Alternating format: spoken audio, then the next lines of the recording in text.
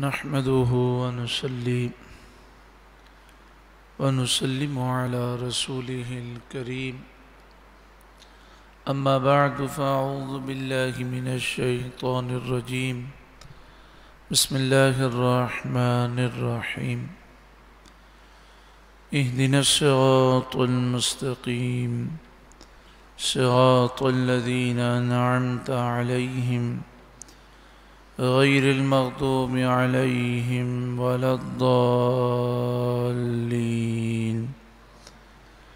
اللهم إنا نسألك العفو والعافية والمعافاة الدائمة في الدين والدنيا والآخرة اللهم اشغل جوارحنا بطاعتك وقلوبنا بمعرفتك واشغلنا طول حياتنا في ليلنا ونهارنا والحقنا بالذين تقدموا من الصالحين وارزقنا ما رزقتهم وكلنا كما كنت لهم اللهم ربنا آتنا في الدنيا حسنة وفي الآخرة حسنة وقنا عذاب النار اللهم إنك تعلم سري وعلانيتي فاقبل معذرتي وتعلم حاجتي فاعتني سؤلي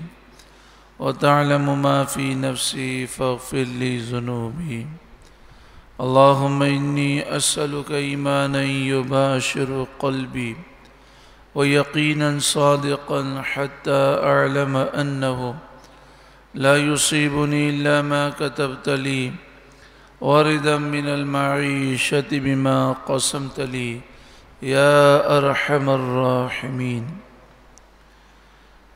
اللهم ارزقنا شهادة في سبيلك واجعل موتنا في بلد حبيبك صلى الله عليه وآله وسلم اللهم مقلب القلوب ثبت قلبي على دينك اللهم مقلب القلوب ثبت قلبي على دينك اللهم مقلب القلوب ثبت قلبي على دينك اللهم مقلب القلوب ثبت قلبي على دينك اللهم مقلب القلوب ثبت قلبي على دينك ثبت قلوبنا على دينك اللهم مصرف القلوب صرف قلوبنا على طاعتك فسهل يا إلهي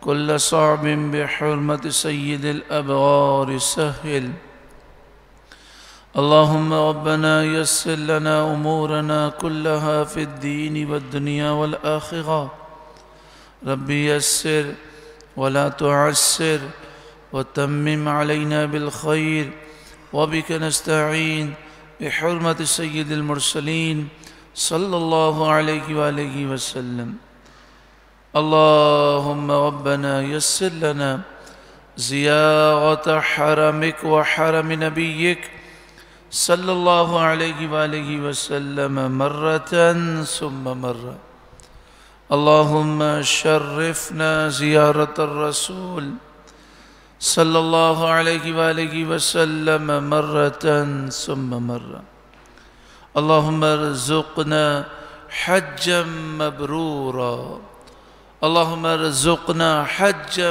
مبرورا وسعيا مشكورا في كل عام في كل سنة اللهم ارزقنا عمرة مقبولة مرة ثم مرة اللهم ارزقنا عمرة مقبولة اللهم ارزقنا عمرة مقبولة في كل رمضان الكريم يا واجد يا ماجد لا تزل عني نعمة أنعمت بها علي يا واجد يا ماجد لا تزل عنا نعمة أنعمت بها علينا اللهم ربنا هب لنا من أزواجنا وذرياتنا قرة أعين واجعلنا للمتقين إماما.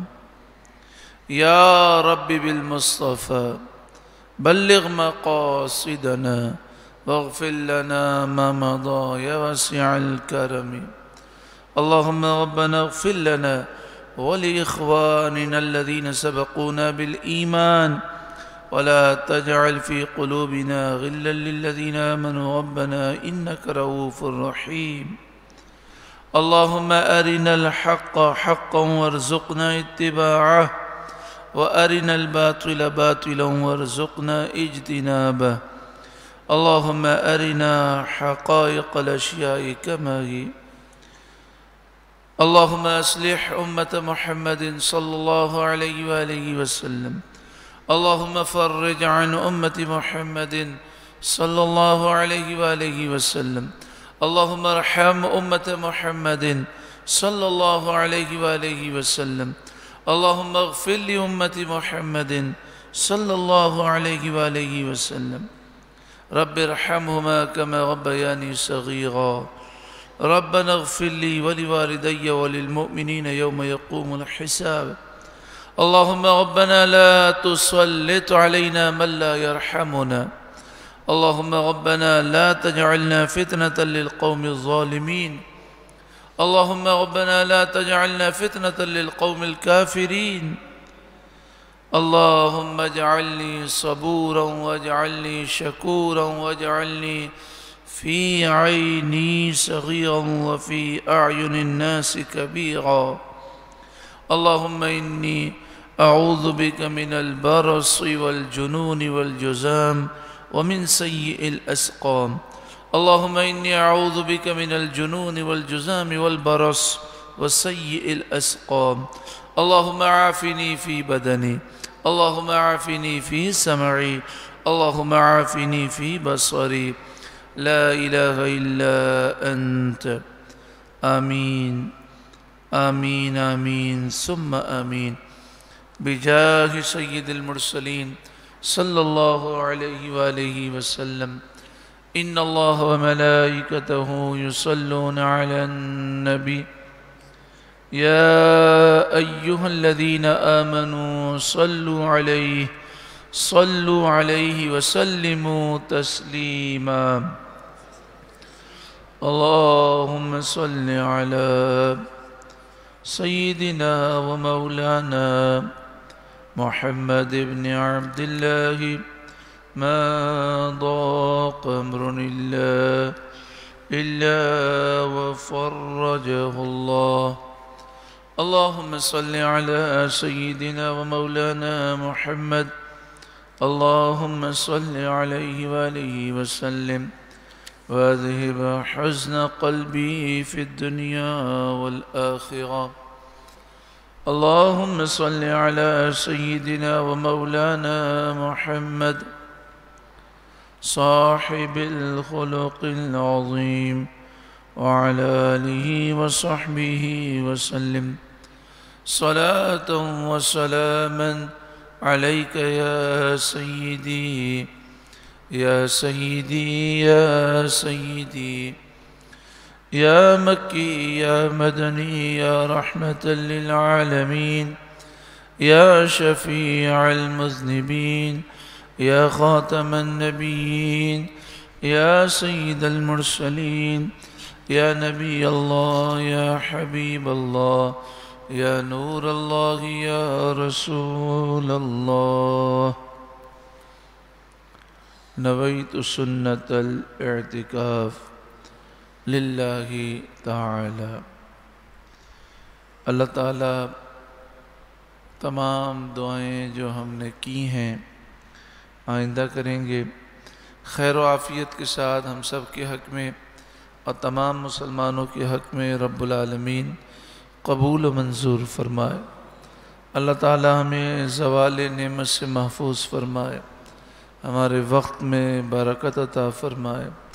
ہر فضول لا یعنی کام سے اور گناہ کے کام سے اللہ تعالی محفوظ فرمائے. رب العالمین ہمیں دونوں جہاں میں شاندار کامیابی نصیب فرمائے.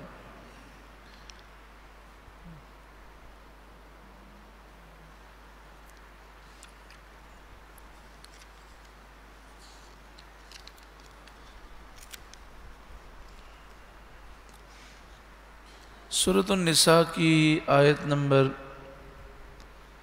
60 سے درس کا آغاز ہے۔ اس آیت کریمہ میں اللہ رب العالمین نے ان لوگوں کا ذکر فرمایا کہ جو ایمان کا دعویٰ کرتے ہیں لیکن در حقیقت وہ دل سے ایمان لانے والے نہیں۔ یہ سورۃ النساء کا رکوع نمبر 9 ہے اور 5ویں پارے کا 6واں رکوع۔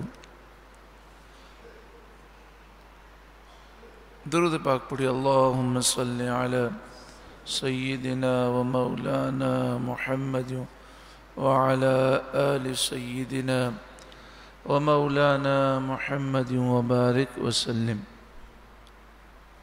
ارشاد فرمایا الم تر، حمزہ زبر آ کے معنی ہے کیا، لم کے معنی نہ، ترا کے معنی آپ نے دیکھا۔ الم ترا اے محبوب کیا آپ نے نہ دیکھا، الی الذین ان لوگوں کو، یزعمون جو دعویٰ کرتے ہیں، انہم آمنوا کہ بے شک وہ ایمان لائے، بما انزل الیک اس پر جو آپ کی طرف اتارا گیا، وما انزل اور جو اتارا گیا، من قبل کا آپ سے پہلے۔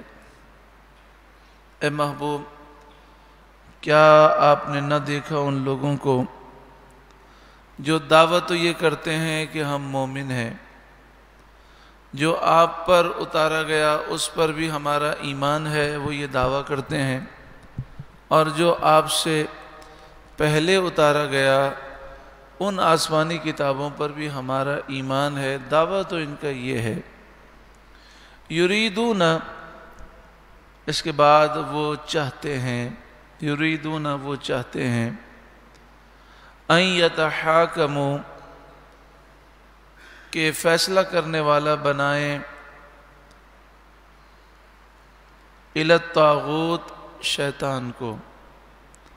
دعویٰ کرتے ہیں ہم مومن ہیں لیکن فیصلہ کروانا چاہتے ہیں شیطان سے۔ وقد امروا حالانکہ انہیں حکم دیا گیا، ان یکفروا بہ کہ وہ شیطان کا انکار کریں، ویرید الشیطان اور شیطان چاہتا ہے، ان یضلہم ضلالا بعیدا کہ انہیں دور کی گمراہی میں گمراہ کر دے۔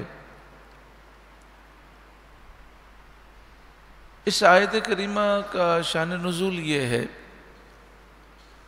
کہ ایک شخص تھا جس کا نام تھا بشر، اپنے آپ کو مسلمان کہتا تھا، حلیہ بھی اسلامی تھا، مسجد نبوی شریف بھی آتا تھا، نبی کریم صلی اللہ علیہ وآلہ وسلم کے پیچھے نماز بھی پڑھتا تھا، کلمہ بھی پڑھتا تھا، قرآن بھی پڑھتا تھا، لیکن یہ ظاہری طور پر یہ سارے معاملات تھے، دل سے یہ مومن نہیں تھا۔ دل میں نبی کریم صلی اللہ علیہ وآلہ وسلم کی محبت، تعظیم، توقیر یہ چیزیں نہیں تھیں، لیکن ظاہری حلیہ اور سارے معاملات ایسے تھے کہ لوگ سمجھیں کہ مسلمان ہے، یعنی دل سے یہ منافق تھا۔ اس کا یہودی سے جھگڑا ہوا دنیاوی معاملات میں۔ یہودی نے کہا کہ ایسا کرتے ہیں تمہارے نبی کے پاس چلتے ہیں صلی اللہ علیہ وسلم کی بارگاہ میں، اور نبی اکرم صلی اللہ علیہ وآلہ وسلم جو فیصلہ کریں گے میں قبول کر لوں گا، اگر حضور نے تمہارے حق میں فیصلہ دیا تو بھی قبول ہے، اور میرے حق میں دیا تو بھی قبول،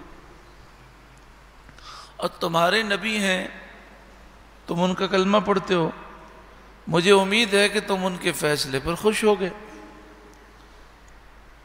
وہ جو بشر نامی منافق تھا وہ جانتا تھا کہ نبی کریم صلی اللہ علیہ وآلہ وسلم حق بات کرتے ہیں، فیصلہ انصاف کے مطابق دیتے ہیں۔ تو آپ یہ نہیں دیکھتے کہ ایک کافر ہے ایک مسلمان ہے، آپ یہ دیکھتے ہیں کہ بات کس کی صحیح ہے۔ تو وہ جانتا تھا کہ اس دنیاوی جھگڑے میں یہودی صحیح کہہ رہا ہے اور میں ظالم ہوں، تو اس نے خیال کیا کہ فیصلہ میرے خلاف ہوگا۔ تو اس نے کہا کہ نہیں، کعب بن اشرف جو یہودیوں کا سردار ہے اس سے فیصلہ کرائیں گے۔ تو یہودی نے کہا کعب بن اشرف ہے تو یہودیوں کا سردار لیکن حرام خور ہے، ایک نمبر کا رشوت خور ہے، میں اس سے تو فیصلہ نہیں کراؤں گا۔ اس نے ضد کی کہ نبی اکرم صلی اللہ علیہ وآلہ وسلم سے فیصلہ کرانا ہے۔ سرکار دو عالم صلی اللہ علیہ وآلہ وسلم کی بارگاہ میں حاضر ہوئے تو آپ صلی اللہ علیہ وآلہ وسلم نے دونوں کی باتیں سنی، اور سن کر آپ صلی اللہ علیہ وآلہ وسلم نے فرمایا کہ اس مسئلے میں یہودی صحیح کہہ رہا ہے، دنیاوی جھگڑا ہے، اس دنیاوی جھگڑے میں تو غلط کہتا ہے، یہودی صحیح کہہ رہا ہے، اس کا حق بنتا ہے۔ یہاں پر ایک چیز ہمیں سیکھنی چاہیے، جب ہمارے پاس کوئی فیصلہ کرانے کے لیے آئے، کوئی بات ہو، تو ہمیں یہ نہیں دیکھنا چاہیے کون ہمارا دوست ہے کون ہمارا دشمن ہے، کون ہمارا قریبی رشتہ دار ہے کون ہمارا رشتہ دار نہیں ہے، بلکہ دونوں کی باتیں سن کر جو حق ہو، جو انصاف کی بات ہو، وہی کرنی چاہیے۔ اب میاں بیوی کا جھگڑا ہو جائے تو لڑکی والے لڑکی کا ساتھ دیتے ہیں، لڑکی والوں کو لڑکی کا ساتھ نہیں دینا چاہیے، انصاف کا ساتھ دینا چاہیے۔ لڑکے والے لڑکے کا ساتھ دیتے ہیں، یہ بھی غلط ہے۔ انصاف کا ساتھ دیں، حق کا ساتھ دیں۔ اگر ہمارا بیٹا ظلم کر رہا ہے تو ہم اس کا ساتھ نہ دیں، اگر ہماری بیٹی غلطی پر ہے تو ہم اس کا ساتھ نہ دیں۔ اگر دونوں خاندان کے لوگ ایسے بن جائیں تو پھر انشاءاللہ تعالی جھگڑے ہی ختم ہو جائیں۔ اچھا، بعض اوقات ایسا بھی دیکھا گیا کہ میاں بیوی کا جھگڑا ہے تو لڑکی والے جانتے ہیں کہ ہمارے خاندان کی لڑکی یہ ظالم ہے اور جھوٹ بول رہی ہے، پھر بھی جھوٹ کا ساتھ دیتے ہیں، یا لڑکا جو ہے ظالم ہے لیکن وہ لڑکے والے جھوٹ کا ساتھ دیتے ہیں۔ بتائیے قبر کے اندر کوئی رشتہ دار ہمیں کام آئے گا؟ مرنا ہے، قبر میں سب پتہ چل جائے گا، تو ہم رشتہ داروں کی خاطر جھوٹ کا ساتھ کیوں دیں؟ حق کا ساتھ دیں، انصاف کا ساتھ دیں۔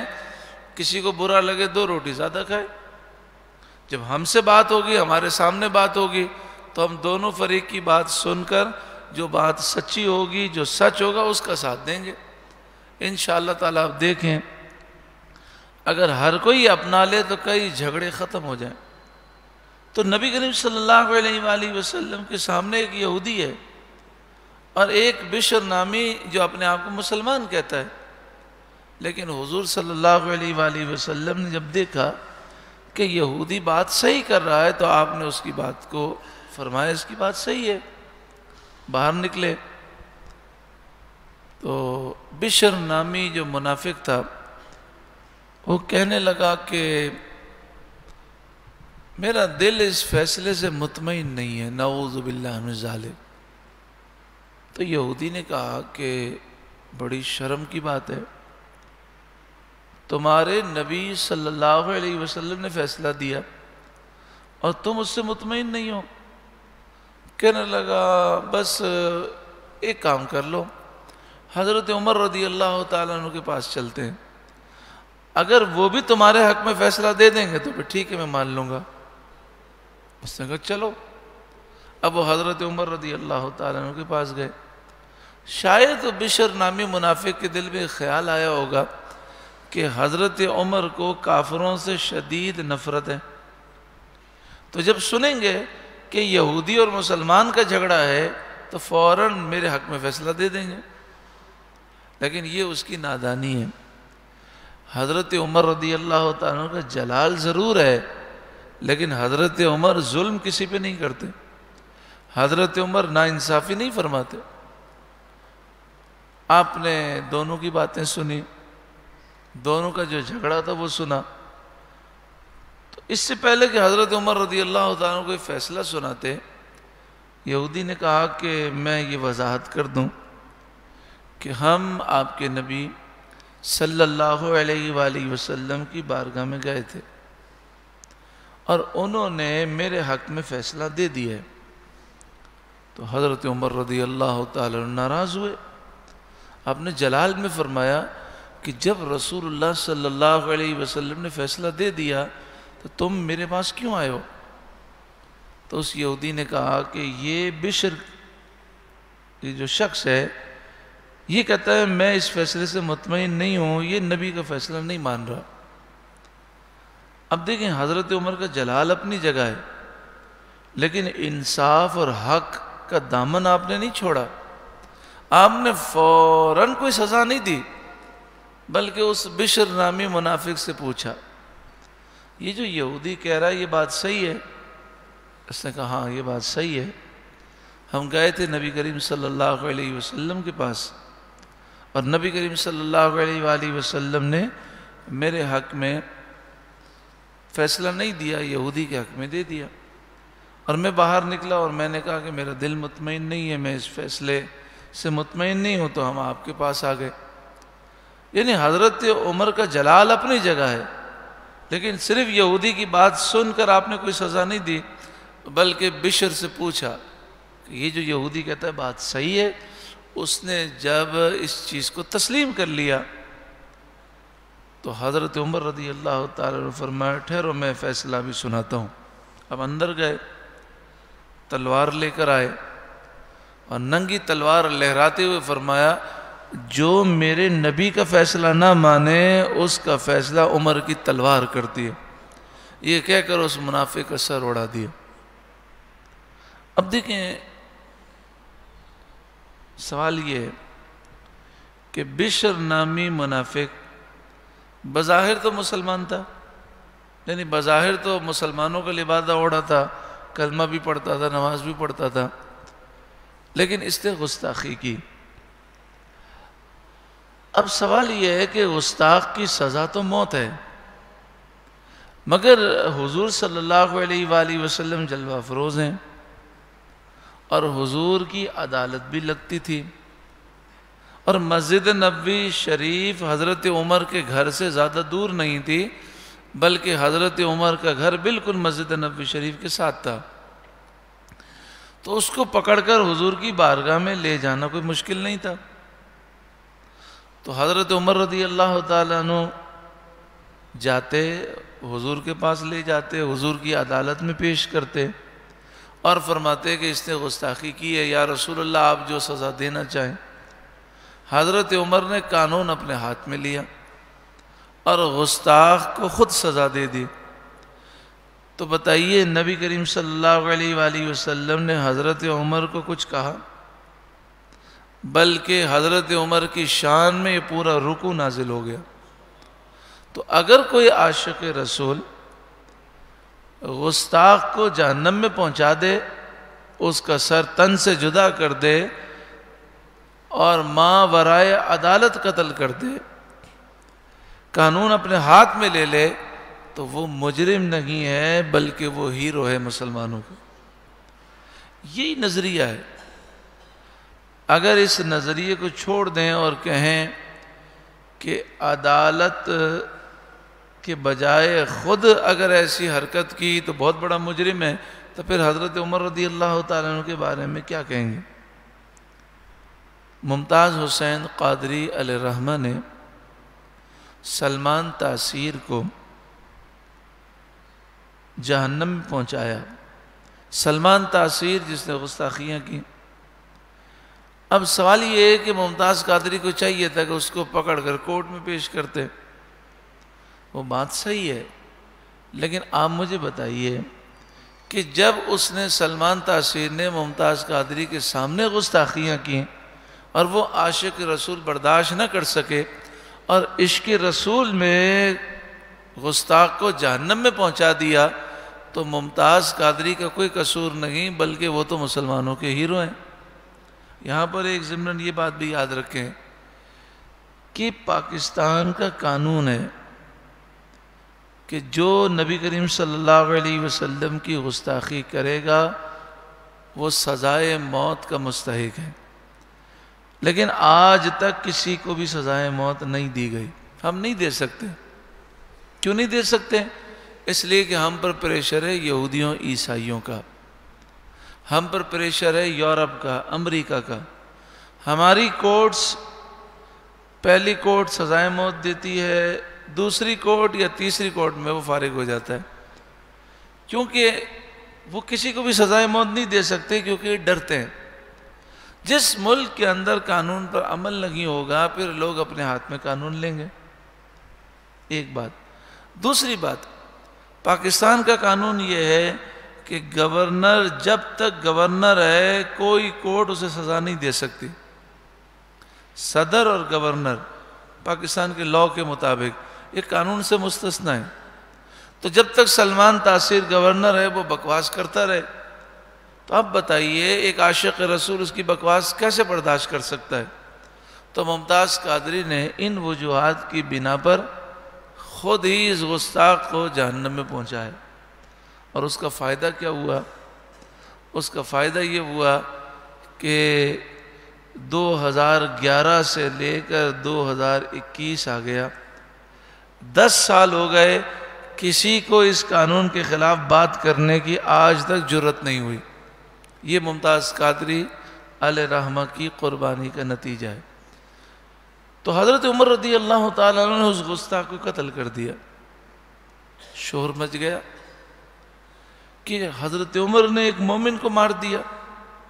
وہ کلمہ بھی پڑھتا تھا، نماز بھی پڑھتا تھا، قرآن بھی پڑھتا تھا، حضور کے پیچھے نماز پڑھتا تھا، لیکن دل سے تھا منافق، ظاہراً مسلمان بنتا تھا۔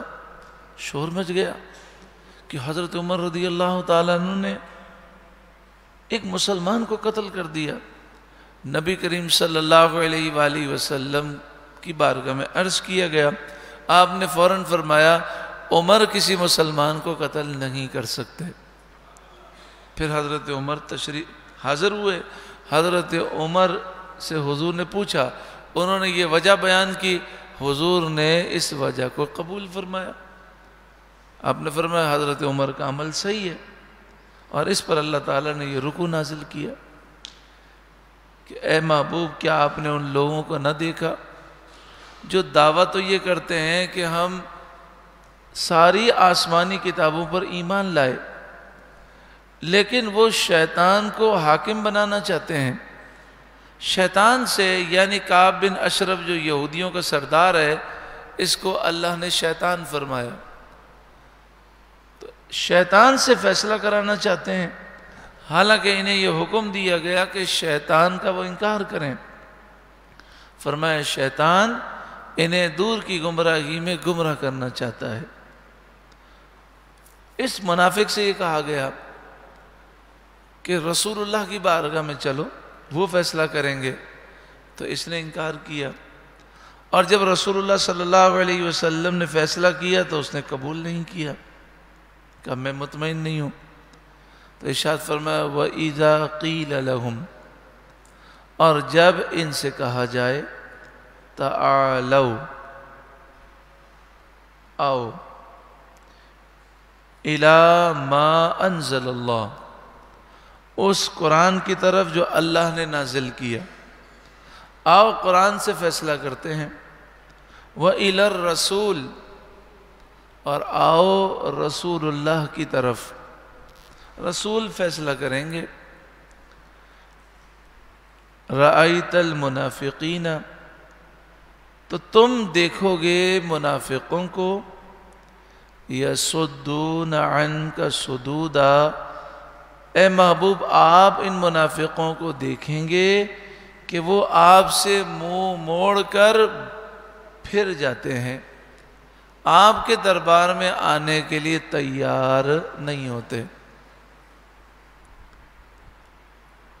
بڑے افسوس کے ساتھ یہ بات میں کہہ رہا ہوں کہ الحمدللہ یہ تو خوشی کی بات ہے الحمدللہ کہ مسلمانوں کی اکثریت جو اپنے آپ کو مسلمان سمجھتے ہیں، جو مسلمان ہونے کا دعویٰ کرتے ہیں، ان میں سے 99.99% مسلمان ایسے ہیں جو مدینہ منورہ میں حضور کی بارگاہ میں جانا اپنے لیے بہت بڑی سعادت سمجھتے ہیں۔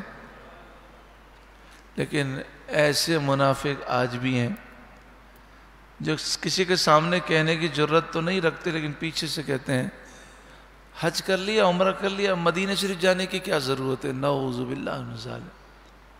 اور اگر جاتے بھی ہیں تو ان کو حضور کے دربار سے کوئی غرض نہیں ہوتے،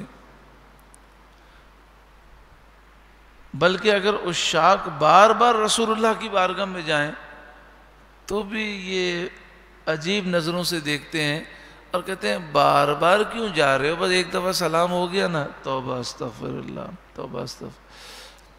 مدینہ منورہ میں ایک بھائی حاضر ہوئے تو وہاں آپ نے دیکھا ہوگا لال رومال والے متوع کھڑے ہوتے ہیں بدعقیدہ، اور میں اکثر جو ہے وہ پاکستانی سرائکی ہوتے ہیں اور وہ ریال لیتے ہیں اور بکواس کرتے ہیں۔ تو ایک سرائکی نجدی متوع کھڑا تھا، اچھا وہ عربی بنتے ہیں، عربی لباس پہنتے ہیں تو لال رومال لگاتے ہیں، عربی بولتے ہیں، لیکن پھر جب موقع ہوتا ہے تو اردو بھی بول لیتے ہیں۔ تو اس نے کہا کہ ایک پاکستانی سے کہا میں تمہیں دیکھ رہا ہوں تو دن میں ہر نماز کے بعد حضور کی بارگاہ میں سلام کرنے آتا ہے، دن میں 5 مرتبہ آتا ہے، تم یہاں 8 دن کے لیے آتے ہو نا، بس ایک دفعہ آؤ اور کہو السلام علیکم اور فوراً نکل جاؤ، 1 سیکنڈ بھی رکو نہیں، ادھر رکنا بھی شرک ہے، بدعت ہے، توبہ استغفر اللہ۔ تو وہ پاکستانی جو ہے کوئی عالم نہیں تھا، پڑھا لکھا بھی نہیں تھا، لیکن جواب اس نے بڑا کمال کا دیا۔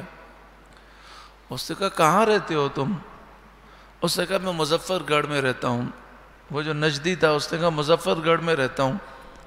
تو کہا یہ بتاؤ کہ تم پاکستان سال میں کتنی دفعہ جاتے ہو؟ کہا 2 سال میں 1 مہینے کے لیے جاتا ہوں، 2 سال میں 1 مہینے کے لیے چھٹی ہوتی تو میں جاتا ہوں، کبھی کبھی ہر سال چلا جاتا ہوں۔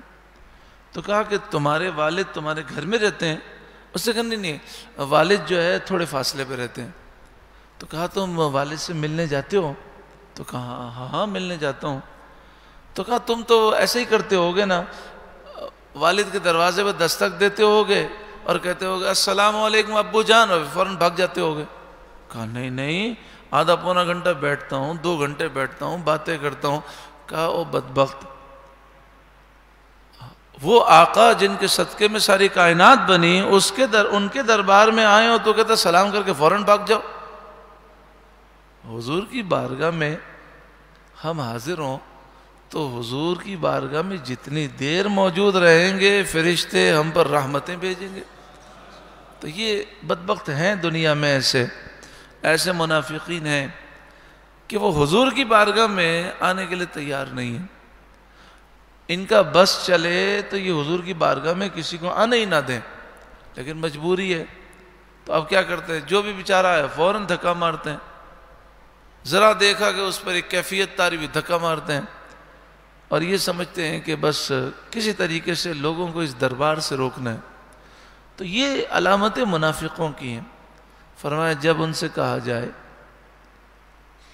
اللہ کے کلام کی طرف آؤ جو اللہ نے نازل کیا اور رسول اللہ کی بارگاہ میں آؤ، تو اے محبوب آپ ان منافقوں کو دیکھیں گے کہ وہ آپ سے منہ موڑ کر پھر جاتے ہیں، آپ کے دربار میں آنے کے لیے تیار نہیں ہوتے، اور مومن آپ کے دربار سے جانے کے لیے تیار نہیں ہوتا۔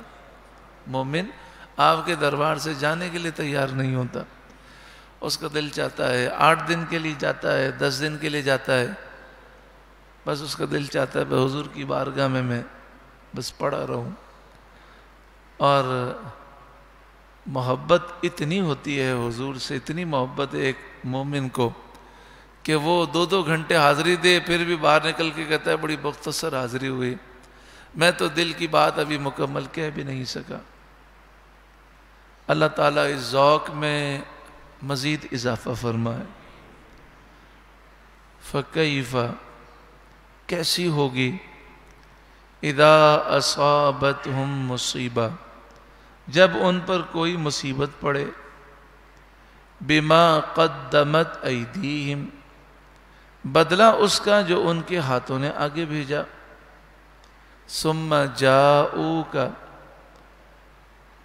یعنی بشر نامی منافق نے گستاخی کی، حضرت عمر رضی اللہ تعالیٰ عنہ نے اسے قتل کر دیا، تو اب یہ منافقین بھاگتے بھاگتے حضور کی دربار میں آئے، ثم جاؤک پھر وہ آپ کی بارگاہ میں آئے، یحلفون باللہ وہ اللہ کی قسمیں کھاتے ہیں، ان اردنا الا احسانا و توفیقا ہمارا مقصد تو بھلائی اور محبت پیدا کرنا تھا۔ منافقوں نے کہا کہ بشر نے جو یہ کہا تھا کہ حضرت عمر کے پاس جاتے ہیں، یہ تو غلط پیرائے میں لے گئے، اس کا مقصد تو تھا کہ بھلائی ہو، آپس میں محبتیں پیدا ہوں۔ اب دیکھ رہے ہیں وار آج بھی وہی ہے، ہم تو کلمہ پڑھاتے ہیں، ہم تو لوگوں کو نماز کا درس دیتے ہیں، ہم تو محبتیں تقسیم کرتے ہیں، ہم تو کسی کو برا نہیں کہتے، لیکن کیا وجہ ہے؟ جو ان کے ساتھ 4 مہینے لگا لے تو وہ اپنے باپ کو بھی مشرک سمجھتا ہے، اپنی ماں کو بھی کافر مشرک سمجھتا ہے، اپنے بھائی کو بھی بدعتی سمجھتا ہے، تو بتائیے دعویٰ تو بڑا ہے کہ ہم تو کسی کو برا نہیں کہتے، لیکن پھر آپ کے ساتھ رہنے کے بعد اس کی حالت کیوں خراب ہو جاتی ہے کہ وہ مسلمانوں کو مشرک اور بدعتی سمجھنے لگتا ہے؟ تو دعویٰ کرتے ہیں ہم محبت پھیلا رہے ہیں، لیکن در حقیقت نفرتیں پھیلا رہے ہیں۔ اولئک الذین یعلم اللہ اولئک الذین یعلم اللہ ما فی قلوبہم ان کے دلوں میں جو کچھ ہے اللہ تعالیٰ خوب جانتا ہے۔ فَأَعْرِضْ عَنْهُمْ پس اے محبوب آپ ان سے اعراض فرمائیے، چشم پوشی فرمائیے، وَعِظْهُمْ اور انہیں نصیحت فرمائیے، وَقُلْ لَهُمْ فِي أَنفُسِهِمْ قَوْلًا بَلِيغًا اور ان کے معاملے میں ان سے وہ بات کریں جو ان کو سمجھ میں آ سکے۔ قولاً بلیغا کے معنی یہ بیان کیے کہ ایسی بات جو دل میں اثر کر جائے۔ تو اس میں ہمارے لیے بھی نصیحت ہے کہ کسی کو سمجھانا مقصود ہو، سمجھنے کی اس میں صلاحیت ہو تو چلو سمجھا دیا جائے، لیکن کوئی لڑنے کے لیے تیار ہو تو ہمارے پاس اتنا وقت نہیں ہے، تو اس سے الجھنا اور بحث کرنا فضول ہے۔ اللہ تعالیٰ ایسے لوگوں کو ہدایت نصیب فرمائے اور ان کے شر سے اللہ ہمیں محفوظ فرمائے، اور ایسے لوگوں سے دور رہنا چاہیے۔ دیکھیں اچھی غذا ہماری صحت کو اچھا کر دیتی ہے، بری غذا ہمیں بیمار کر دیتی ہے۔ اچھے لوگوں کی اچھی باتیں ہمارے ایمان کو مضبوط کرتی ہیں، اچھے لوگوں کی اچھی باتیں ہمارے ذہن کو تازگی دیتی ہیں، اور برے لوگوں کی صحبت، ان کی شکل، ان کی باتیں انسان کے دل کو مردہ کر دیتی ہیں۔ تو جو گستاخ ہیں، بے ادب ہیں، بد عقیدہ ہیں، بد مذہب ہیں، ان سے دور رہنا چاہیے کہ ان کی صحبت انسان کے دل کے لیے بڑی نقصان دہ۔ وَمَا أَرْسَلْنَا مِن رَّسُولٍ إِلَّا لِيُطَاعَ بِإِذْنِ اللَّهِ اور ہم نے کوئی رسول نہ بھیجا مگر اس لیے کہ اللہ کے حکم سے اس کی اطاعت کی جائے، یعنی اللہ تعالیٰ فرماتا ہے ہم نے جتنے رسول بھیجے تو لوگوں پر لازم تھا کہ وہ رسول کی اطاعت کریں، تو اے مسلمانوں تمہیں بھی چاہیے کہ تم اپنے محبوب صلی اللہ علیہ وسلم کا کہنا مانو، ان کی فرمانبرداری کرو۔ وَلَوْ أَنَّهُمْ إِذْ ظَلَمُوا أَنفُسَهُمْ، اور اگر وہ اپنی جانوں پر ظلم کر بیٹھیں، لوگوں سے گناہ ہو جائیں، اللہ کی نافرمانی ہو جائے، جاؤک، وہ آئیں اے محبوب آپ کے دربار میں، فاستغفر اللہ، پھر اللہ سے وہ معافی مانگیں۔ معافی اپنے گھر میں بھی مانگ سکتے ہیں، لیکن اللہ فرماتا ہے گناہ ہو گئے تو پہلے محبوب کے دربار میں آئیں، اس دربار میں آ کر اللہ سے معافی مانگیں، اللہ کی رحمت ایسا کرم کرے گی، ایسی رحمت برسے گی کہ سارے گناہ معاف ہو جائیں گے۔ تو رسول اللہ کے دربار میں آ کر معافی مانگیں۔ وَاسْتَغْفَرَ لَهُمُ الرَّسُولُ، اور رسول ان کے لیے استغفار کریں، اور رسول ان کے لیے استغفار کریں یعنی بندہ حضور کے دربار میں آ کر اللہ سے معافی مانگے اور محبوب کریم صلی اللہ علیہ وسلم اس کے لیے دعا کریں۔ لَوَجَدُ اللَّهَ تَوَّابَ الرَّحِيمَ، ضرور وہ اللہ کو بہت توبہ قبول کرنے والا مہربان پائیں گے۔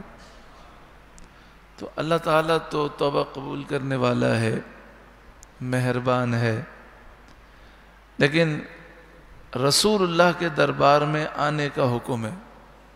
معلوم یہ ہوا کہ یہ در ہے جو اللہ کی رحمت کے حصول کا دروازہ ہے۔ تو پہلے حضور کے دربار میں آئیں، سچی توبہ کریں، اللہ سے معافی مانگیں، اور پھر حضور کی بارگاہ میں عرض کریں یا رسول اللہ آپ ہماری سفارش کریں تاکہ اللہ تعالی ہم پہ کرم فرما دیں۔ یہ ہمیں حکم دیا گیا۔ حضرت علی رضی اللہ تعالیٰ عنہ فرماتے ہیں کہ نبی کریم صلی اللہ علیہ وآلہ وسلم کے وصال کو 3 دن گزرے تھے۔ ایک دیہاتی آئے، آ کر کہنے لگے مجھے نبی کریم صلی اللہ علیہ وسلم سے ملاقات کرنی ہے۔ حضرت علی رضی اللہ تعالیٰ عنہ نے فرمایا کہ حضور کا وصال ہو گیا۔ پھر حضرت علی اس دیہاتی کو لے کر روضہ اقدس پر آئے، قبر شریف پر آئے۔ وہ دیہاتی قبر پر گر گیا اور اپنا چہرہ اس نے قبر پہ رکھا، قبر شریف پر یعنی حضور کے روضہ اقدس پر، اور چومنے لگا، رونے لگا۔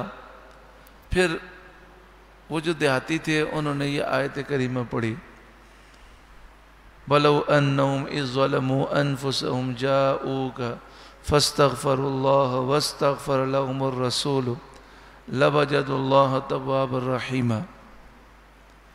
اور اگر وہ اپنی جانوں پہ ظلم کر بیٹھیں تو اے محبوب وہ آپ کے دربار میں آئیں، پھر اللہ سے معافی مانگیں، اور اے محبوب رسول صلی اللہ علیہ وسلم ان کے لیے، رسول اللہ صلی اللہ علیہ وسلم ان کے لیے استغفار کریں، تو ضرور وہ اللہ کو بہت توبہ قبول کرنے والا مہربان پائیں گے۔ انہوں نے یہ آیت کریمہ پڑھی اور پھر عرض کی یا رسول اللہ صلی اللہ علیہ وسلم میں نے بڑے گناہ کیے، اب میں معافی مانگتا ہوں، میں اللہ کی بارگاہ میں توبہ کرتا ہوں، آپ میری سفارش کریں، آپ میری شفاعت کریں کہ اللہ مجھے بخش دے۔ تو حضرت علی رضی اللہ تعالیٰ عنہ فرماتے ہیں قبر انور سے آواز آئی قد غفر لک، تجھے بخش دیا گیا۔ اچھا، یہی واقعات تفسیر ابن کثیر میں حافظ ابن کثیر نے لکھا اسی آیت کے تحت۔ اور دیکھیں جب دل سخت ہو جاتا ہے تو کسی بات کو لوگ مانتے نہیں۔ جتنے بھی بدعقیدہ ہیں جو مسلمانوں پہ شرک اور بدعت کے الزام لگاتے ہیں، یہ کہتے ہیں ساری تفسیروں میں مستند تفسیر تفسیر ابن کثیر ہے، مانتے ہیں اس کو۔ ہم نے پوچھا بھئی مستند کیوں ہے؟ کہتے ہیں اس میں کوئی ضعیف روایت نہیں ہے، سب مضبوط روایات ہیں۔ ہم نے کہا اچھا، تو پھر یہ جو آیت کریمہ ہے سورہ نساء کی آیت نمبر 64، اس کے تحت حافظ ابن کثیر نے جو لکھا ہے اس کو کیوں نہیں مانتے؟ حافظ ابن کثیر نے لکھا کہ حضرت عتبہ کہتے ہیں، حضرت عتبی کہتے ہیں کہ میں نبی کریم صلی اللہ علیہ وآلہ وسلم کی بارگاہ میں حاضر تھا، ایک شخص حضور کی بارگاہ میں آئے، انہوں نے آیت نمبر 64 سورہ نساء کی تلاوت کی اور عرض کی یا رسول اللہ صلی اللہ علیہ وسلم، اللہ نے حکم دیا، ہم اللہ کے حکم پر آپ کے دربار میں آئے ہیں، میں اللہ سے معافی مانگتا ہوں، توبہ کرتا ہوں، آپ میرے لیے دعا کریں، میرے لیے سفارش کریں، میری شفاعت کریں کہ اللہ مجھے بخش دیں۔ حضرت عتبی کہتے ہیں مجھے نیند آ گئی، تھوڑی دیر کے بعد وہ جو صاحب حاضری کے لیے آئے تھے وہ چلے گئے، مجھے نیند آ گئی، میں نے خواب میں نبی کریم صلی اللہ علیہ وسلم کی زیارت کی، حضور نے فرمایا اٹھو اور ان سے جا کر کہو کہ اللہ نے تمہیں بخش دیا، اللہ نے آپ کو بخش دیا۔ ان کی آنکھ کھلی، انہوں نے باہر نکلے، تلاش کیا، ان سے جا کر کہا مبارک ہو، اللہ نے تمہاری بخشش فرما دی۔ اب یہ بات حافظ ابن کثیر نے تفسیر ابن کثیر میں یہاں پہ لکھی، لیکن یہ جتنے بدعقیدہ لوگ ہیں اس کو مانتے نہیں ہیں۔ حالانکہ جو تفسیر کثیر ہے ابن کثیر اس کو مانتے ہیں، لیکن چونکہ اس روایت میں حضور کی شان ہے اس لیے مانتے نہیں ہیں۔ یہاں تک کہ جو نجدی ہیں سعودیہ کے، وہ کہتے ہیں کہ حضور کی بارگاہ میں آپ حاضر ہوئے اور آپ نے اگر یہ کہا کہ یا رسول اللہ صلی اللہ علیہ وسلم آپ میرے لیے دعا کریں کہ اللہ میرے گناہ بخش دے، آپ میری سفارش کریں، آپ میرے لیے شفاعت کریں، تو کہتے ہیں ایسا کہنے والا مشرک ہے، کافر ہے، مرتد ہے، نعوذ باللہ من ذالک۔ اب بتائیے، جو قرآن ہی کو نہ مانے، قرآن کی تفسیر بھی نہ مانے، وہ مومن کیسے ہو سکتا ہے؟ اللہ ان بدعقیدہ لوگوں سے امت مسلمہ کو محفوظ فرما۔ ہمارے بیچارے بھولے بھالے مسلمان وہاں جاتے ہیں، جا کے متاثر ہو جاتے ہیں اور سمجھتے ہیں کہ مدینہ منورہ میں جو کھڑا ہے، جو کہہ رہا ہے وہ صحیح کہہ رہا ہے۔ اسی طرح ہماری بہنیں ریاض الجنہ میں جاتی ہیں تو جو بدعقیدہ عورتیں بکواس کر رہی ہوتی ہیں، ان کی بکواس سن کر وہ سمجھتی ہیں بھئی یہاں جو کہے گا وہ صحیح کہے گا۔ پھر سمجھاؤ تو کہتے ہیں مدینہ منورہ میں کوئی آدمی غلط بات کیسے کہہ سکتا ہے؟ کیسی عجیب بات ہے۔ مسجد نبوی شریف میں لوگ چوری کرتے ہیں، مسجد نبوی شریف میں لوگ جیب کاٹ لیتے ہیں، تو مدینہ منورہ میں ہر آدمی صحیح ہے یہ تو بات نہیں ہے۔ پھر حضور کے زمانے میں مسجد نبوی شریف میں منافقین تھے کہ نہیں تھے؟ تو جب حضور کے زمانے میں منافقین ہو سکتے ہیں تو آج نہیں ہو سکتے؟ نبی کریم صلی اللہ علیہ وآلہ وسلم نے فرمایا ایسے لوگ نکلیں گے جو قرآن پڑھیں گے لیکن قرآن ان کے سینے میں اترے گا نہیں، نماز بہت اچھی پڑھیں گے، روزے بھی اچھے رکھیں گے، لیکن اسلام سے کوئی تعلق نہیں ہوگا ان کا، یہ مسلمانوں پہ شرک کا الزام لگائیں گے اور قیامت تک نکلتے رہیں گے۔ پھر حضور نے فرمایا کہ قرب قیامت میں مدینہ منورہ میں ایسے منافقین 70,000 ہوں گے۔ دجال آئے گا اور مدینہ منورہ تک پہنچے گا، لیکن مدینہ شریف میں داخل نہیں ہو سکے گا، فرشتے اس کو مدینہ شریف میں داخل نہیں ہونے دیں گے، تو یہ مدینہ کے باہر ہوگا۔ 3 زلزلے آئیں گے مدینہ شریف میں، اور یہ 70,000 منافقین اس وقت مدینہ سے نکل کر دجال کے ساتھ مل جائیں گے۔ تو اس کا مطلب یہ ہوا کہ قیامت تک یہ ہمارے لیے امتحان ہے، آزمائش ہے۔ دیکھیں کوئی خانہ کعبہ کے پاس بھی کھڑا ہے تو ہم اس کی بات کو مستند نہیں مانیں گے، اس وقت مانیں گے جب اس کی بات قرآن اور حدیث کے مطابق ہو۔ اگر وہ حضور کی گستاخی کرتا ہے، بیعت بھی کرتا ہے، تو ہمارے نزدیک اس کی ویلیو عبداللہ بن ابی سے زیادہ کچھ بھی نہیں ہے۔ یہ عبداللہ بن ابی جو منافقوں کا سردار تھا، مسجد نبوی شریف نماز پڑھتا تھا، اس کی کیا حیثیت ہے؟ تو صرف مدینہ شریف یا مکہ شریف میں کھڑے رہنے سے کوئی مقام و مرتبہ نہیں ملتا جب تک کہ عقیدہ درست نہ ہو۔ تو ہمیں بھی چاہیے جب مدینہ منورہ حاضر ہوں تو دیکھیں، یہاں پر میں ایک بات عرض کروں، اللہ تعالیٰ پھر کرم فرمائے، مدینہ شریف کی حاضری نصیب فرمائے۔ تو یہ جو بدعقیدہ لوگ ہیں، ان کی کوشش ہوتی ہے کہ حضور کی جالی مبارک کے سامنے کسی کو ایک سیکنڈ بھی کھڑا نہیں رہنے دیتے، اور جیسے ہی کھڑا ہو دھکا مارتے، چلو نکلو نکلو۔ تو اس میں پریشان ہمیں نہیں ہونا چاہیے۔ اللہ ان کے شر سے امت مسلمہ کو نجات دے۔ ہمارے آقا چاروں طرف یکساں دیکھتے ہیں، حضور کے دربار میں جہاں سے بھی حاضری دیں ہماری حاضری قبول ہے۔ تو ریاض الجنہ میں بیٹھ کر یا کھڑے ہو کر حضور کی بارگاہ میں سلام پیش کریں، اصحاب صفہ کے چبوترے پر، یا جو تہجد کا چبوترا ہے وہاں پر، یا قدمین شریفین میں، یا باب صدیق اکبر کے پاس، یا سبز گنبد کے سامنے، یا جنت البقیع شریف کے پاس، جہاں آسانی ہو وہاں بیٹھ کر زار و قطار روئیں، صلاۃ و سلام پیش کریں، حضور کی بارگاہ میں عرض کریں۔ بہتر یہ ہے کہ وہاں سے حاضری دیں جہاں دل جمعی سے حاضری دے سکیں۔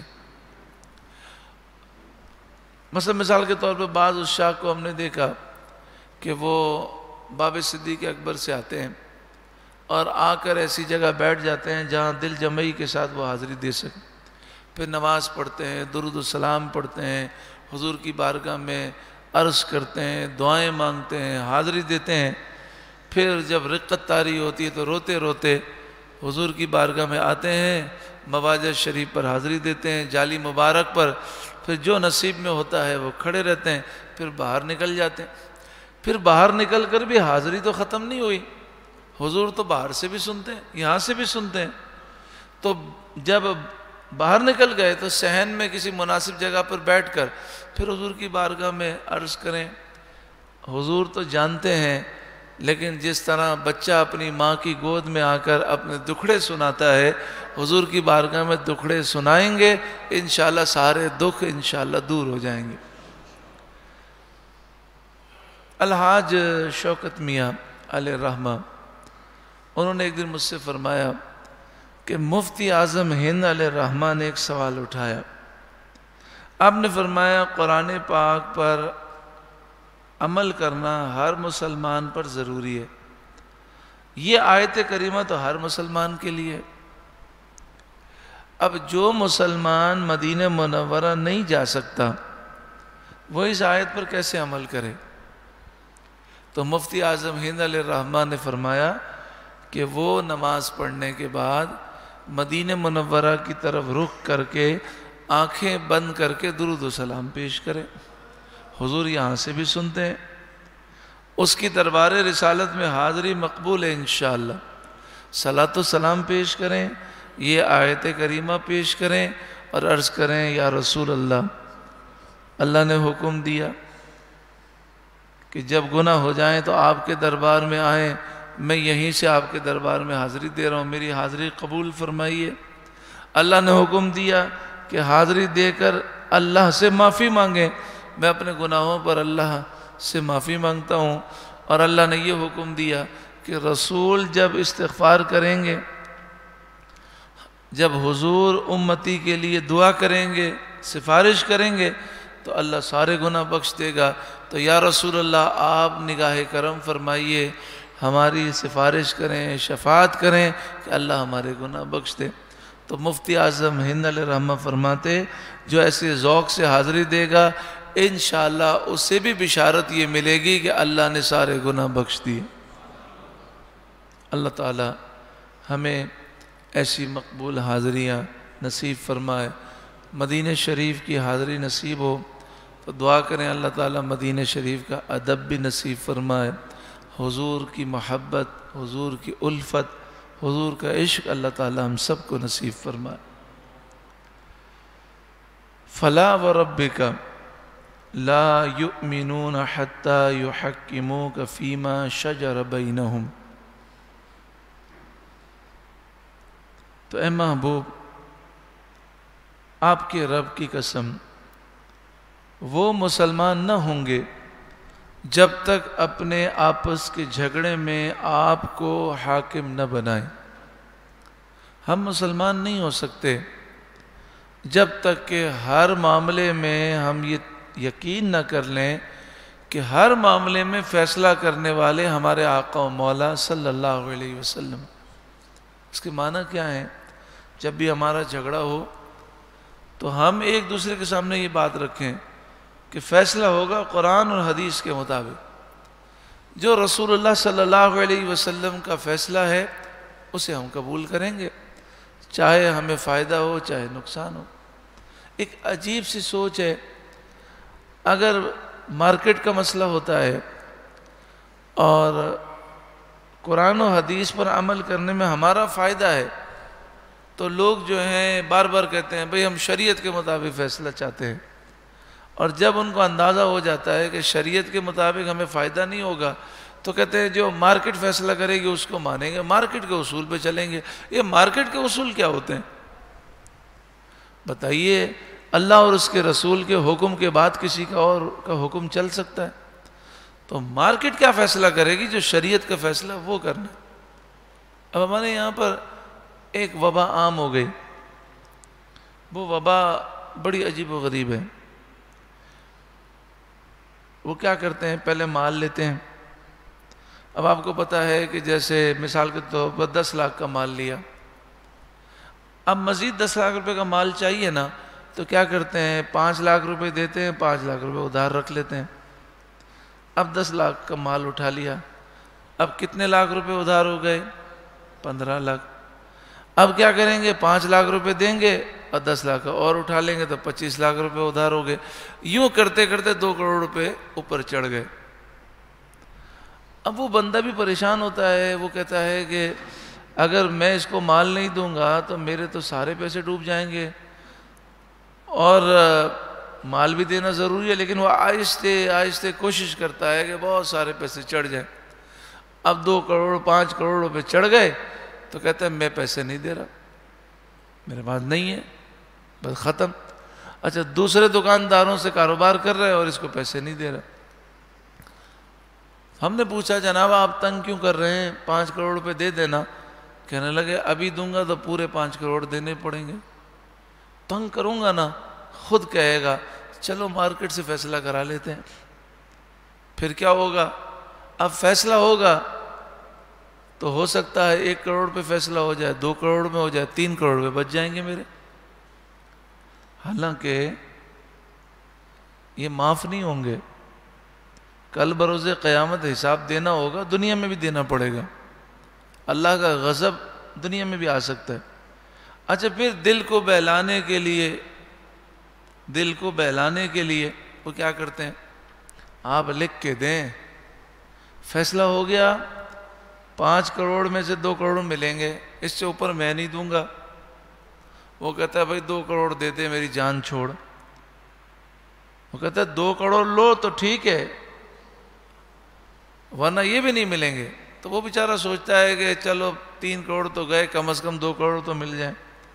تو ان کو پتہ ہے، ضمیر ان کو ملامت کر رہا ہوتا ہے کہ میں حرام کام کر رہا ہوں اور میں نے یہ پیسے میرے لیے حرام ہے اور مجھے تباہ و برباد کر دیں گے، میری دنیا بھی تباہ ہو جائے گی، میری اولاد بھی تباہ ہو جائے گی، میں برباد ہو جاؤں گا۔ یہ سب معلوم ہوتا ہے، خوف بھی ہوتا ہے، لیکن دل کو بہلانے کے لیے کیا کرتے ہیں؟ کاغذ پہ لکھ کے دو میں نے معاف کیا۔ وہ کہتا ہے میں نہیں لکھ کے دیتا، قیامت کے دن پکڑوں گا۔ نہیں لکھ کے دو ورنہ 2 کروڑ بھی نہیں دوں گا۔ اب بتائیے گن پوائنٹ پر کوئی معاف ہوتا ہے؟ تو وہ بیچارہ مجبور ہوگا، کہتا ہے اچھا بھائی 2 کروڑ دو میں نے معاف کیا۔ اس سے معاف کوئی نہیں ہوتا۔ عقید و جہاں صلی اللہ علیہ وآلہ وسلم جب بھی نماز جنازہ پڑھاتے تو پہلے یہ سوال فرماتے اس پہ قرضہ تو نہیں ہے؟ اگر کسی پہ 3 درہم کا قرضہ ہوتا یا اس سے اوپر قرضہ ہوتا تو آپ صلی اللہ علیہ وسلم فرماتے کیا اس کے پاس اتنی دولت ہے کہ اس کی جائیداد سے، اس کے مال سے قرضہ ادا ہو سکے؟ صحابہ کہتے نہیں ہے۔ تو آپ فرماتے کوئی ہے جو اس کا قرضہ ادا کرنے کی ذمہ داری لے؟ سب خاموش رہتے۔ تو آپ فرماتے تم نماز جنازہ پڑھو، میں اس کی نماز جنازہ نہیں پڑھوں گا۔ جس کے اوپر 3 درہم قرضہ ہو اور ادا کیے بغیر مر گیا، میں اس کی نماز جنازہ نہیں پڑھوں گا۔ تو کوئی صحابی آگے بڑھتے اور عرض کرتے یا رسول اللہ کرم فرما دیں، میں ذمہ داری لیتا ہوں، میں قرضہ ادا کروں گا۔ تو اس میں حکمت کیا تھی؟ حکمت یہ تھی کہ اس بندے کو عذاب سے بچانا مقصود تھا کہ حضور جب یہ کہتے تو کوئی نہ کوئی قرض ادا کرنے کی ذمہ داری لے لیتا۔ تو حضور صلی اللہ علیہ وسلم اس کو عذاب سے بچانے کے لیے فرماتے میں نماز جنازہ نہیں پڑھاؤں گا جب تک کہ کوئی اس کا قرضہ ادا کرنے کی ذمہ داری نہ لے۔ نبی کریم صلی اللہ علیہ وسلم نے فرمایا جب بندہ اللہ کی راہ میں شہید ہو جاتا ہے اللہ اس کے سارے صغیرہ گناہ مٹا دیتا ہے، کبیرہ مٹا دیتا ہے، گناہوں سے پاک ہو کر مرتا ہے، ڈائریکٹ جنت میں جاتا ہے، اللہ سارے گناہ معاف کر دیتا ہے۔ پھر حضور خاموش ہو گئے۔ پھر آپ نے فرمایا جبریل ابھی آئے اور مجھے انہوں نے خبر دی اللہ نے فرمایا میں شہید کو قرضہ معاف نہیں کروں گا، شہید کے سارے گناہ معاف ہو جائیں گے لیکن قرضہ معاف نہیں ہوگا۔ آپ سوچیں کتنا بڑا خطرناک معاملہ ہے۔ 3 پیسے کسی نے کسی کے دبا لیے اور نہیں دیے تو کل بروز قیامت 700 نمازیں با جماعت جو اللہ کی بارگاہ میں مقبول ہوئی ہوں گی وہ دینی پڑیں گی، لیکن یہاں تو احساس نہیں۔ اللہ تعالیٰ عقل سلیم عطا فرمائے، اللہ فکر عطا فرمائے۔ ایک نوجوان میرے پاس آیا، اس نے جب یہ بیان سنا تو کہنے لگا میں تو بڑا پریشان ہو گیا۔ میں کہا کس بات کی پریشانی ہوئی؟ کہنے لگے حضرت مسئلہ یہ ہے کہ ہم جب کاروبار کرتے ہیں تو قرض کا جو لین دین ہوتا ہے اس کی لکھت پڑھت نہیں ہوتی، روزانہ مال دے رہے ہیں، روزانہ مال لے رہے ہیں، تو اب لکھت پڑھت نہیں ہے۔ اب جو میں لوگوں سے مانگتا ہوں، میں مر گیا لوگ نہ دیں میں نے معاف کیا، لیکن جو لوگ مجھ سے مانگتے ہیں میں مر گیا اچانک سے اور وہ آ کر میرے گھر والوں سے مانگیں گے کہ جناب ہم 2 لاکھ روپے مانگتے ہیں، کوئی کہے گا 3 لاکھ روپے، میرے گھر والے تو نہیں دیں گے، وہ کہیں گے آپ سچے ہیں جھوٹے ہیں ہمیں کیا معلوم، کیونکہ کوئی ہم جو روز کا کاروبار ہے یہ لین دین کا جو ادھار ہوتا ہے اس کا کوئی ایگریمنٹ تو تیار نہیں کرتے، کسی کاغذ پہ لکھتے تو نہیں ہے، اسٹیمپ پیپر پر اس کی لکھت پڑھت تو نہیں ہوتی۔ تو کہتے ہیں اب میں نے یہ کیا ہے کہ میں نے ایک صفحہ بنایا ہے اور ایسا جتنا بھی ادھار ہوتا ہے میں اس کے ایک صفحے پہ لکھتا ہوں۔ میں نے لکھا جی فلاں نام یہ ہے، موبائل نمبر یہ ہے، اس سے میں نے 2 لاکھ روپے کا مال لیا ہے، اس کا موبائل نمبر یہ ہے، نام یہ ہے، اس سے میں نے 1 لاکھ روپے کا مال لیا۔ روزانہ رات کو میں اس لسٹ کو اپڈیٹ کرتا ہوں، جس کو میں نے پیسے دے دیے وہ میں کاٹ دیتا ہوں، جو نئے ادھار ہوتے ہیں وہ لکھ لیتا ہوں۔ اور میں نے اپنے گھر کے ایک فرد کو بتایا کہ میں مر جاؤں نا تو سب سے پہلے دراز کھولنی ہے اور یہ صفحہ نکالنا ہے، جس کا قرضہ میرے اوپر ہے قرضہ اس کو قرضہ ادا کرنا ہے۔ یاد رکھو جب تک تم قرضہ نہیں دو گے میری روح معلق رہے گی۔ اللہ تعالیٰ ایسی فکر ہر ایک کو نصیب فرمائے، اللہ تعالیٰ ہمیں بارے قرض سے نجات عطا فرمائے۔ یہاں تک کہ فرمایا گیا کہ بندہ حج کے لیے جائے، اگر مقروض ہے تو قرض خواہ کے پاس جائے اور اس کو قرضہ ادا کرے، قرض ادا کرنے کی طاقت نہیں تو اس سے اجازت لے اور کہے کہ بھائی مجھے مہلت دے دیں میں حج سے آ کر آپ کا قرضہ دے دوں گا، اس سے اجازت لے کر جائے۔ اور یہاں تو کیا ہوتا ہے قرضہ دباتے ہیں، کہتے ہیں ابھی چیک نہیں دینے، ابھی تو رمضان آ رہا ہے نا اپنے عمرے کے لیے بھاگ جائیں گے، فکر نہیں کرو 1 مہینہ وہ تڑپتا رہے گا، بھائی جناب کیا ہوا، ابھی دیتا ہوں چیک، ابھی دیتا ہوں چیک، یہاں تک کہ حاجی صاحب کا فون ہی نہیں اٹھ رہا، کیا ہوا جناب، جی عمرے کے لیے چلے گئے، ہاں بھائی کب آئیں گے، 1 مہینے کے بعد آئیں گے۔ اب سوچیں کہ جب قرض کی ڈیٹ آ گئی اور جان بوجھ کر طاقت کے باوجود قرضہ نہیں دے رہے، تو طواف کے دوران بھی گناہ لکھا جا رہا ہے، نماز میں بھی گناہ لکھا، 24 گھنٹے کا گناہ ہے، سو رہے ہیں تب بھی گناہ لکھا جا رہا ہے، جاگ رہے ہیں تب بھی، نماز پڑھ رہے ہیں، طواف کر رہے ہیں، عمرہ کر رہے ہیں، نامہ اعمال میں مسلسل گناہ ہے۔ تو اتنا گناہ 1 مہینے تک گناہ کا بوجھ لے کر، پھر جب ہم حضور کی بارگاہ میں گئے ہوں گے تو نبی کریم صلی اللہ علیہ وآلہ وسلم کی بارگاہ میں جو بھی جاتا ہے تو اس کی جو غلطی ہوتی ہے حضور اس سے فرماتے ہیں۔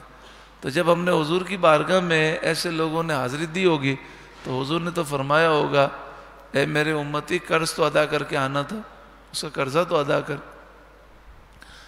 ایسا نہیں ہو سکتا کہ ہم نے جب یہ فکس کیا ہے کہ فلاں تاریخ کو قرضہ دیں گے تو اسے 1 دن پہلے دے دیں۔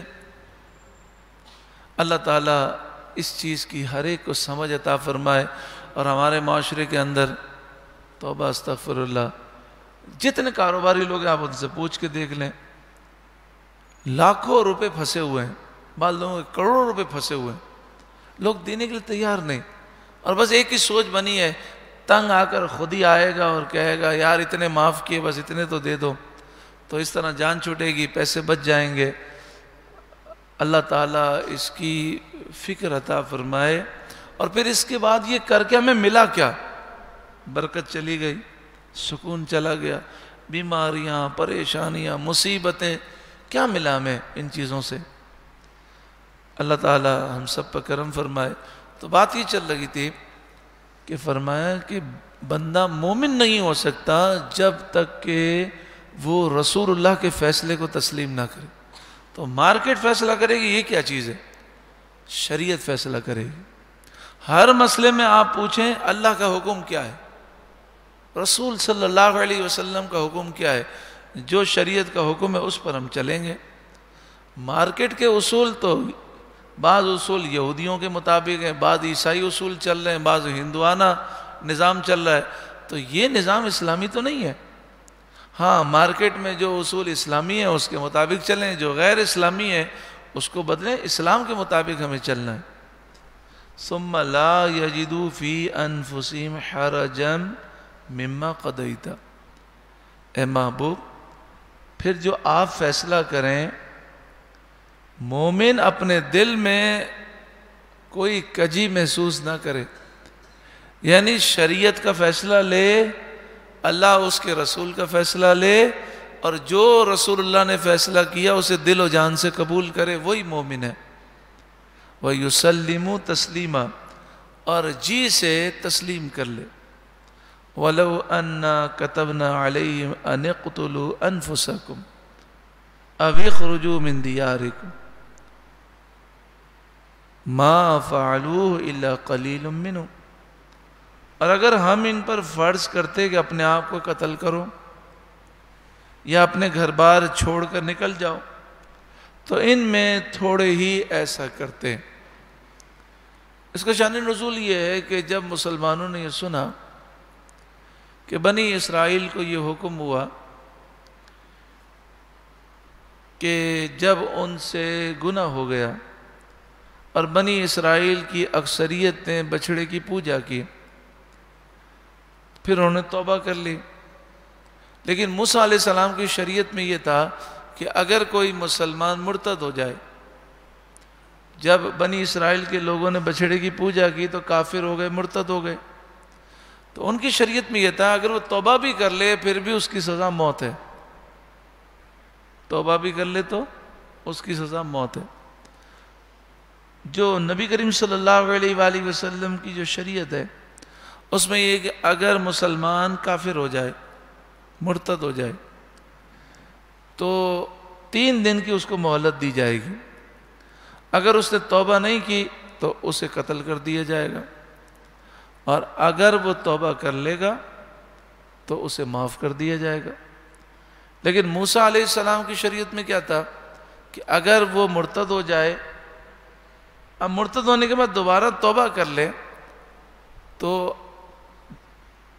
جہنم کے عذاب سے بچ جائے گا، آخرت میں بخشش ہو جائے گی، لیکن دنیا میں سزا دی جائے گی۔ تو پھر ہوا یہ کہ 12,000 افراد تھے بنی اسرائیل کے، 12,000۔ ان 12,000 نے بچڑے کی پوجا نہیں کی تھی، باقی جتنے تھے سب نے بچڑے کی پوجا کی تھی۔ تو 12,000 کو یہ حکم دیا گیا کہ ہاتھ میں تلواریں لیں، اور جو مرتد ہو گئے تھے اب انہوں نے توبہ کی تو کہا تمہاری توبہ اس وقت قبول ہوگی کہ تم گھٹنے کے بل کھڑے ہو جاؤ، اپنے سر کو جھکا لو اور قتل کے لیے اپنے آپ کو پیش کر دو۔ تو بعض مسلمانوں نے کہا کہ اگر ہمیں یہ حکم ہو تو ہم تو اپنی جانوں کا نذرانہ پیش کر دیں۔ تو فرمایا اس طرح کے دعوے نہ کرو، اللہ تعالیٰ سے عافیت مانگو۔ میرے استاد محترم امیر المجاہدین حضرت علامہ خادم حسین رضوی علیہ رحمہ بہت بہادر، ان کی بہادری میں دشمن کو بھی شک نہیں ہے، وہ تو بہت بہادر تھے۔ ان کے جو شہزادے ہیں حضرت علامہ مولانا حافظ سعد رضوی، ان کے جو وکیل ہیں یہ مختلف سیاسی پارٹیوں کے کیس لڑتے رہے، بڑے وکیل ہیں۔ انہوں نے کہا میں نے بڑے بڑے سیاسی لیڈر دیکھے ہیں لیکن زندگی میں ایسا بہادر شخص میں نے نہیں دیکھا۔ تو اتنی بہادری کے باوجود ایک دن بیٹھے ہوئے تھے تو ایک شخص نے کہا کہ اب تو ہم نے جیل دیکھ لی، اب یہ ڈالیں جیل میں، جو کچھ بھی کریں کوئی پرواہ نہیں۔ تو آپ نے فرمایا اس طرح کی بات مت کرو، جب بندہ اللہ کی راہ میں تکلیف اٹھاتا ہے تو یہ اللہ کا فضل ہوتا ہے کہ اللہ اسے صبر دیتا ہے، تو اس لیے بڑے دعوے مت کرو۔ نبی کریم صلی اللہ علیہ وسلم نے فرمایا جنگ کی تمنا مت کرو، ہاں اگر جنگ مسلط ہو جائے تو پھر صبر کرو، تمنا نہیں کرنی چاہیے۔ تو فرمایا کہ ان لوگوں نے کہا کہ اگر ہمیں حکم دیا جاتا تو ہم جانوں کے نذرانے پیش کرتے، ہمیں اگر گھروں سے نکالا جاتا تو ہم گھر چھوڑ دیتے دین کے لیے۔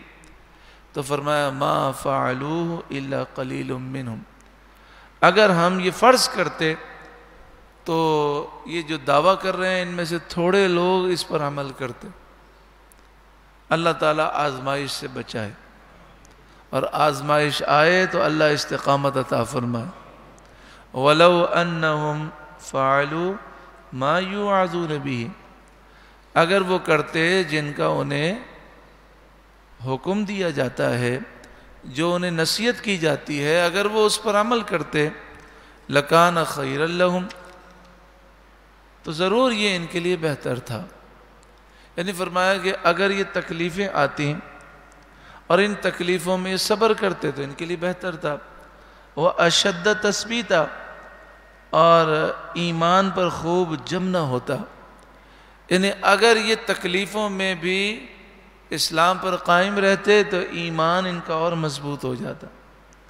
وَإِذَا لَآتَيْنَاهُمْ، اور ایسا ہوتا لَآتَيْنَاهُمْ مِن لَّدُنَّا أَجْرًا عَظِيمًا، اگر یہ تکلیفیں برداشت کریں اور اللہ کی راہ میں جو پریشانی آئیں اس پہ ثابت قدم رہیں تو ہم اپنے پاس سے ضرور بضرور انہیں اجر عظیم دیں گے۔ وَلَهَدَيْنَاهُمْ صِرَاطًا مُسْتَقِيمًا، اور ضرور بضرور ہم انہیں سیدھی راہ کی ہدایت کرتے، یعنی جو ثابت قدم رہتے ہیں انہیں سیدھی راہ بھی مل جاتی ہے، وہ سیدھی راہ پر ثابت قدم بھی رہتے ہیں اور انہیں اجر عظیم بھی اللہ تعالیٰ عطا فرماتا ہے۔ مطلب یہ ہے کہ اللہ تعالیٰ نے ہمارے لیے آسانی عطا فرمائی۔ پچھلی امتوں کے لیے آزمائشیں بہت زیادہ تھیں، اللہ نے آسانی فرمائی۔ اور میرے استاد محترم امیر المجاہدین علامہ خادم حسین رضوی صاحب فرماتے ہیں کہ اللہ تعالیٰ آزمائش ڈالتا ہے بندے کی طاقت کے مطابق۔ تو صحابہ کرام پر بڑی بڑی آزمائشیں آئیں، جیسے جیسے وقت گزرتا جا رہا ہے اب ہم پر آزمائشیں بہت کم آتی ہیں، تھوڑی سی آزمائش ہوتی ہے تھوڑا ہم استقامت پذیر رہتے ہیں غیبی مدد آ جاتی ہے. لیکن صحابہ کرام علیہم رضوان وہ بہت اعلیٰ مقام پر فائز تھے، تو ان پر بڑی بڑی آزمائشیں آئیں اور وہ ان آزمائشوں میں ثابت قدم رہے. وَمَن يُطِعِ اللَّهَ وَالرَّسُولَ. ایک صحابی رسول نبی کریم صلی اللہ علیہ وآلہ وسلم کی بارگاہ میں حضرت ثوبان انتہائی پریشان ہے، رنگ اڑا ہوا ہے. نبی کریم صلی اللہ علیہ وسلم نے فرمایا ثوبان تم اتنا پریشان کیوں ہو؟ عرض کیا رسول اللہ صلی اللہ علیہ وسلم اگر میں آپ کو نہ دیکھوں تو چین نہیں آتا، پریشان ہو جاتا ہوں، آپ کے دیدار کے بغیر چین نہیں آتا. میرے دل میں یہ خیال آیا کہ میں جنت میں جاؤں گا آپ کے صدقے میں، لیکن جنت میں آپ جہاں ہوں گے تو آپ تو نبیوں کے سردار ہیں، آپ کا مقام تو بہت بلند و بالا، تو میں تو اس مقام پہ تو نہیں ہوں گا، تو اگر جنت میں آپ کو نہیں دیکھ سکوں گا تو پھر مجھے چین کیسے آئے گا؟ تو اس وجہ سے میں پریشان ہوں. تو نبی کریم صلی اللہ علیہ وسلم نے فرمایا بندہ جس سے محبت کرے گا کل بروز قیامت وہ اس کے ساتھ ہوگا. اور یہ آیت کریمہ نازل ہوئی وَمَن يُطِعِ اللَّهَ وَالرَّسُولَ. اور جو اللہ اور اس کے رسول کی فرما برداری کریں فَأُولَئِكَ مَعَ الَّذِينَ أَنْعَمَ اللَّهُ عَلَيْهِمْ مِنَ النَّبِيِّينَ وَالصِّدِّيقِينَ وَالشُّهَدَاءِ وَالصَّالِحِينَ. تو یہی وہ لوگ ہیں جو ان لوگوں کے ساتھ ہوں گے جن پر اللہ نے فضل فرمایا، انعام فرمایا، احسان کیا. من النبیین ایسے لوگ نبیوں کے ساتھ ہوں گے، والصدیقین اور صدیقین کے ساتھ ہوں گے، والشہداء اور شہداء کے ساتھ ہوں گے، والصالحین اور صالحین کے ساتھ ہوں گے. وحسن اولئک رفیقا. یہ کیا ہی اچھے ساتھی ہیں. اللہ ہمیں بھی ان صالحین کا ساتھ نصیب فرمائے. ذالک الفضل من اللہ. یہ اللہ کا فضل ہے. وکفیٰ باللہ علیما. اور اللہ کافی ہے جاننے والا. الحمدللہ یہ رکوع مکمل ہوا. درود پاک پڑھی. اللہم صلی علی سیدنا و مولانا محمد ابن عبداللہ ما ضاق امر اللہ وفرجہ اللہ صلی اللہ علیہ وآلہ وسلم. صلاۃ و سلام علیک یا سیدی یا رسول اللہ. ہمیں حکم یہ دیا گیا کہ ہم جہاد کے لیے نکلیں، دین کی سربلندی کے لیے قربانی دیں، اور ساتھ میں حفاظتی اقدام بھی کریں. حفاظتی اقدامات بھی کرنے ہیں اور دین کے لیے نکلنا بھی ہے.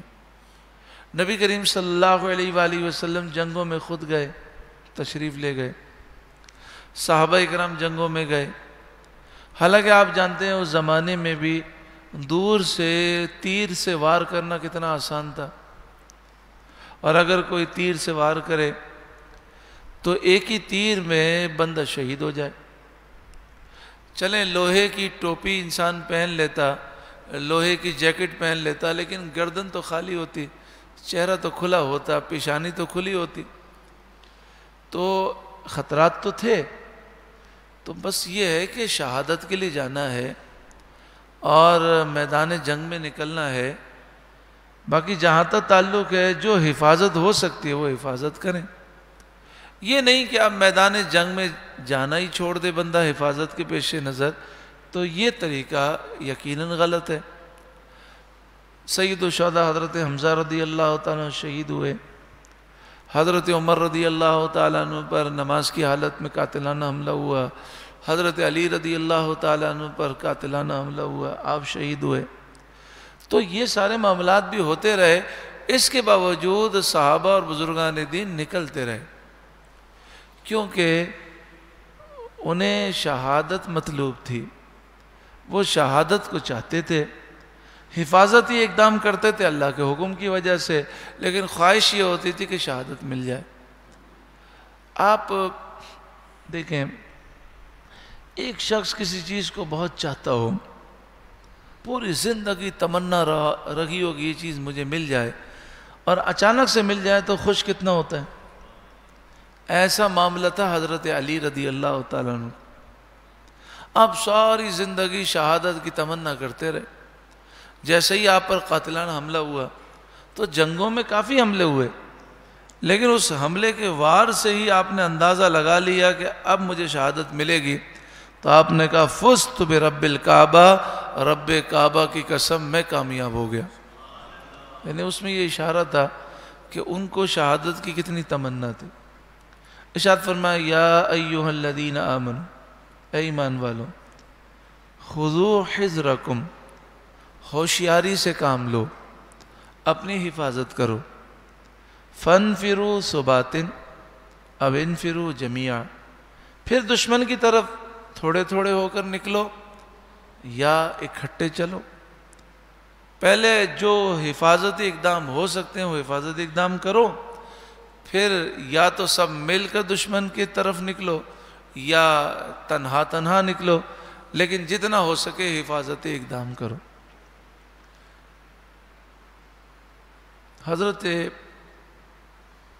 فاتح محمد جنہوں نے قسطنطنیہ فتح کیا، ان کی والدہ بچپن میں انہیں کھڑا کرتی اور کہتی کہ بیٹا اس طرف قسطنطنیہ ہے. تو آپ قسطنطنیہ کی طرف رخ کرتے. قسطنطنیہ اس کا موجودہ نام استنبول ہے، جو ترکی کا دارالحکومت ہے.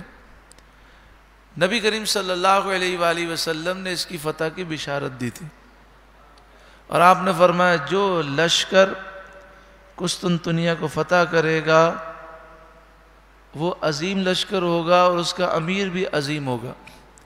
تو حضرت صدیق اکبر کے دور میں صحابہ کرام قسطنطنیہ کی فتح کے لیے گئے، ہر دور میں جاتے رہے. تقریباً 32 حملے ہوئے قسطنطنیہ پر، لیکن وہ اتنا مضبوط عیسائیوں نے بنایا تھا کوئی فتح نہیں کر سکتا تھا. وہاں جو قلعہ تھا شہر کا، اس کی ایک دیوار یوں سمجھیے کہ یہ پوری ہماری جو اسماعیل گیگا مسجد کا جو اندر کا ہال ہے نا، اس سے بھی کئی گنا موٹی تھی دیوار. اور اس زمانے میں کوئی ایسا آلہ نہیں تھا کہ اس دیوار کو توڑا جا سکے. پھر اس طرح 3 دیواریں تھیں. ایک دیوار اگر کوئی توڑ لے تو بیچ میں دریا تھا، وہ دریا کو کیسے پار کرے؟ پھر دوسری دیوار توڑنی ہے، پھر تیسری دیوار توڑنی ہے.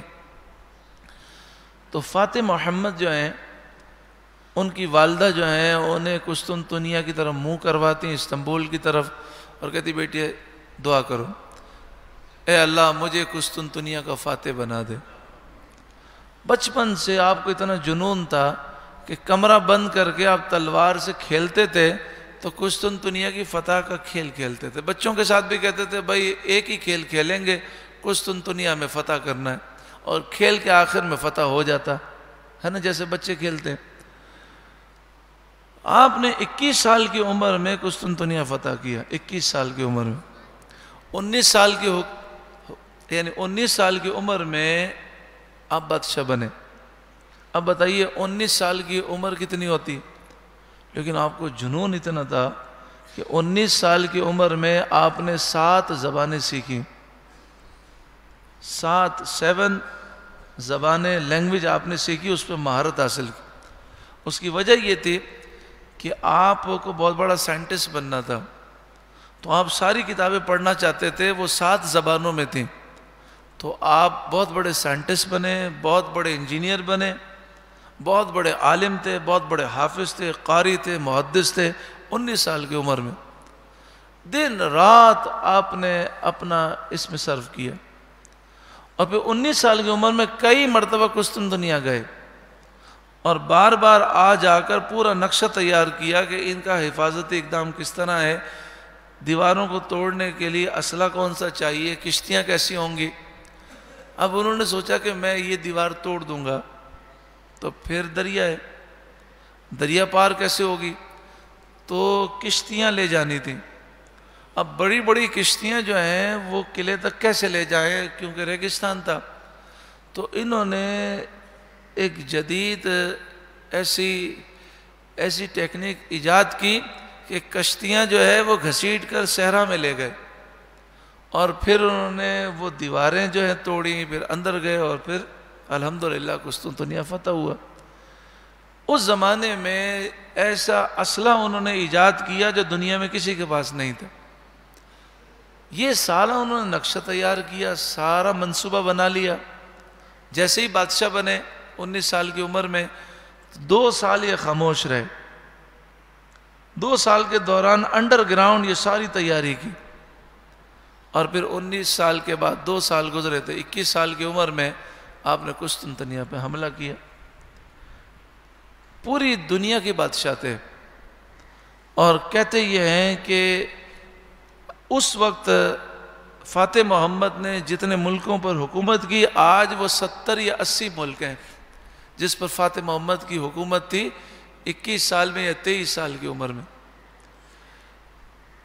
تو انہوں نے جب قسطنطنیہ فتح کیا، یہ وہاں گئے تو آزمائش آ گئی، سارے نقشے فیل ہو گئے،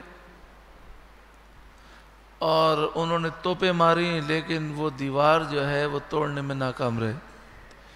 3 دن جنگ ہوئی، بہت نقصان ہوا، آخر کار تھک گئے، اپنے حجرے میں گئے، خوب روئے، اللہ سے دعائیں مانگی، اللہ تعالیٰ نے غیبی مدد عطا فرمائی۔ اس زمانے کے جو بزرگ تھے ان کو خواب میں حضرت ابو ایوب انصاری آئے، اور آپ نے فرمایا میری قبر یہاں پر ہے۔ اس وقت قبر کا نشان ظاہر نہیں تھا، تو وہاں کھدائی کی تو حضرت ابو ایوب انصاری کی قبر مبارک نکلی۔ انہوں نے آپ کے مزار پر فاتحہ پڑھی۔ پھر بزرگ نے فرمایا حضرت ابو ایوب انصاری نے مجھے بتایا کہ پورے قلعے کی جو دیواریں ہیں اس میں اس جگہ کی دیوار کا یہ حصہ کمزور ہے، یہاں پر جو ہے توپ سے گولے پھینکو۔ پھر انہوں نے وہاں حملہ کیا، دیوار ٹوٹی، اللہ تعالیٰ نے فتح عطا فرمائی۔ اب آپ دیکھیں، تقوی بھی ہے، پرہیزگاری بھی ہے، اللہ سے مدد بھی مانگ رہے ہیں، اور ساتھ میں پوری منصوبہ بندی بھی کر رہے ہیں، اور اس منصوبہ بندی کے لیے 7 زبانیں سیکھیں، انجینئر بنے، سائنٹسٹ بنے، پھر خود آپ نے توپوں کے نقشے بنائے، خود اسلحہ بنایا، اور پوری زندگی انہوں نے وقف کر دی۔ اللہ تعالیٰ نے ان کی مدد فرمائی۔ تو ہمیں اللہ تعالیٰ حکم فرماتا ہے کہ ہوشیاری سے کام لو، پھر دشمن کی طرف تھوڑے تھوڑے ہو کر نکلو یا اکٹھے چلو۔ وَإِنَّ مِنْكُمْ لَمَن لَيُبَطِّئَنَّ، اور تم میں کوئی وہ ہے کہ ضرور دیر لگائے گا۔ بعض وہ ہیں وہ جہاد میں چلنے کے لیے تیار نہیں ہوں گے، وہ منافقین ہیں۔ فَإِنْ أَصَابَتْكُمْ مُصِیبَةٌ، وہ انتظار کرتے ہیں، اگر کوئی مصیبت پہنچے تمہیں، قَالَ قَدْ أَنْعَمَ اللَّهُ عَلَيَّ، تو وہ کہتا ہے کہ اللہ نے مجھ پر احسان فرمایا، اِذْ لَمْ أَكُنْ مَعَهُمْ شَهِيدًا، کہ میں ان کے ساتھ حاضر نہ تھا۔ اللہ کا شکر ہے میں نہیں گیا تھا۔ بھئی بندے کو افسوس ہونا چاہیے نا، کہ افسوس میں جہاد پہ نہیں جا سکا، لیکن چونکہ وہ منافق ہے، اول تو گیا نہیں، پھر حالات خراب ہو گئے، نقصان ہو گیا، کچھ لوگ شہید ہو گئے، تو کہتے ہیں اللہ کا شکر ہے میں نہیں گیا تھا، ورنہ میں بھی مارا جاتا۔ لوگوں کی عجیب و غریب سوچ ہے۔ ایک صاحب کہنے لگے کیا فائدہ ہوا، ساری قیادت جیل میں چلی گئی، اتنے بندے زخمی ہو گئے، کیا فائدہ ہوا؟ اسی لیے تو کہتے ہیں سیاست میں آنا ہی نہیں چاہیے، ان چکروں میں پڑنا ہی نہیں چاہیے، گھر میں بیٹھ کے اللہ اللہ کریں۔ ہم نے کہا ہم سارے گھر میں بیٹھ جائیں تو پھر یہ بتائیے اس ملک کے نظام کو کون صحیح کرے گا؟ ہمیشہ یہود و نصارہ کے پٹھو حکومت کرتے رہیں کیا؟ نظام کو بدلنے کے لیے کوئی تو قربانی دے گا۔ اگر بھائی ہم نہیں جا سکے قربانی دینے کے لیے تو کم از کم شرمندہ تو ہوں، جو گئے ہیں ان کو ہیرو تو مانو، بلکہ نہ جا کر منافقوں کی طرح اپنے آپ کو عقل مند سمجھ رہے ہو۔ ریاست سے ٹکر لینے سے فائدہ کیا ہے؟ سب ختم ہو جائے گا۔ حضرت امام حسین رضی اللہ تعالیٰ عنہ نے ریاست سے ٹکر لی کہ نہیں؟ خود شہید ہو گئے، بیٹے شہید ہو گئے، بھتیجے شہید ہو گئے، بھانجے شہید ہو گئے، بھائی شہید ہو گئے، اتنے افراد شہید ہو گئے۔ یزید کی حکومت بظاہر تو ختم نہیں ہوئی، یہ سارے شہید ہو گئے، لیکن امام حسین رضی اللہ تعالیٰ عنہ نے جو ٹکر لی اس کا فائدہ یہ ہوا کہ آج 1400 سال کے بعد بھی دین اپنی اصل حالت میں برقرار ہے۔ اللہ یا رسول اللہ، لبیک یا رسول اللہ، لبیک لبیک لبیک یا رسول اللہ، لبیک لبیک لبیک یا رسول، زندہ باد زندہ باد۔ میں نے کہا اللہ کا شکر ہے یہ امام حسین کے دور میں نہیں تھے، اگر یہ لوگ امام حسین کے دور میں ہوتے تو امام حسین کے بارے میں ہی کہتے سیاست میں پڑھنے کی ضرورت کیا آتی، ریاست سے ٹکر لینے کی ضرورت کیا آتی، گھر میں بیٹھتے مسجد نبوی شریف میں آستانہ چلاتے، پیری مریدی کرتے، نذرانے وصول کرتے، کیا ان چکروں میں پڑے؟ سب شہید ہو گئے، بچے بھی قیدی ہو گئے، عورتیں بھی قیدی ہو گئیں۔ تو یہ سوچ غلط ہے، ہم نہیں جا سکتے، ہمیں افسوس ہونا چاہیے۔ جو نکلے انسان ان کے لیے دعا تو کرے، یا اللہ انہیں فتح عطا فرما۔ جو نکلے وہ ہم ان کے مقروض ہیں، کیونکہ اگر یہ بھی نہ نکلتے تو اللہ کا عذاب آ جاتا۔ انہوں نے ہمیں اللہ کے عذاب سے بچایا، کیونکہ ظلم کے خلاف سب خاموش رہیں تو پھر اللہ کا غضب آتا ہے۔ تو عجیب و غریب سوچ ہے، یہ سب فیس سیونگ ہے۔ یہ سب کیا ہے؟ فیس سیونگ ہے۔ فیس سیونگ کا مطلب یہ ہوتا ہے کہ ہم نہیں نکلے تو ہمیں کسی نے کہا آپ کیوں نہیں نکلے، تو بجائے اس کے کہ بندہ کہ یار بس اللہ ہمیں معاف فرمائے، ہمیں نکلنا چاہیے، تو یہ کہنے کے بجائے جو نکلے انہی پہ تنقید شروع کر دیں۔ اللہ کے بندوں، حضرت امام اعظم ابو حنیفہ رضی اللہ تعالیٰ عنہ نے بھی ریاست سے ٹکر لی، پھر آپ کو جیل ہوئی اور جیل کے اندر آپ کو زہر دیا گیا، آپ شہید ہو گئے جیل کے اندر۔ حضرت امام موسیٰ کاظم رضی اللہ تعالیٰ عنہ نے بھی ریاست سے ٹکر لی، آپ کو بھی جیل کے اندر زہر دے کر شہید کیا گیا۔ حضرت امام مالک نے بھی ٹکر لی، حضرت امام احمد بن حنبل نے بھی لی، حضرت زید بن امام زین العابدین نے بھی لی، کئی بزرگوں نے لی۔ ایسی بات نہ کرے کہ سارے بزرگ ناراض ہو جائیں پھر اللہ کا غضب ہو۔ وہ سارے بزرگ زیادہ جانتے تھے کہ بھئی ریاست سے ٹکر نہیں لینی چاہیے، لیکن جب دین اسلام کا حلیہ بگاڑنے کی کوشش کی جائے تو پھر تو آگے بڑھنا ضروری ہے۔ اگر 75 سال ہو گئے یہ لٹیرے اس ملک پر، یہود و نصارہ کے پٹھو اس ملک پر بیٹھے ہوئے ہیں، اگر آج یہ لوگ کوشش نہیں کریں گے تو ہماری نسلیں بھی غلام رہیں گی۔ اور سیدھی سی بات ہے، 75 سال سے جو قبضہ ہے وہ ایک دو ریلیوں میں تو چھوٹے گا نہیں، اس کے لیے بہت محنت کی ضرورت ہے۔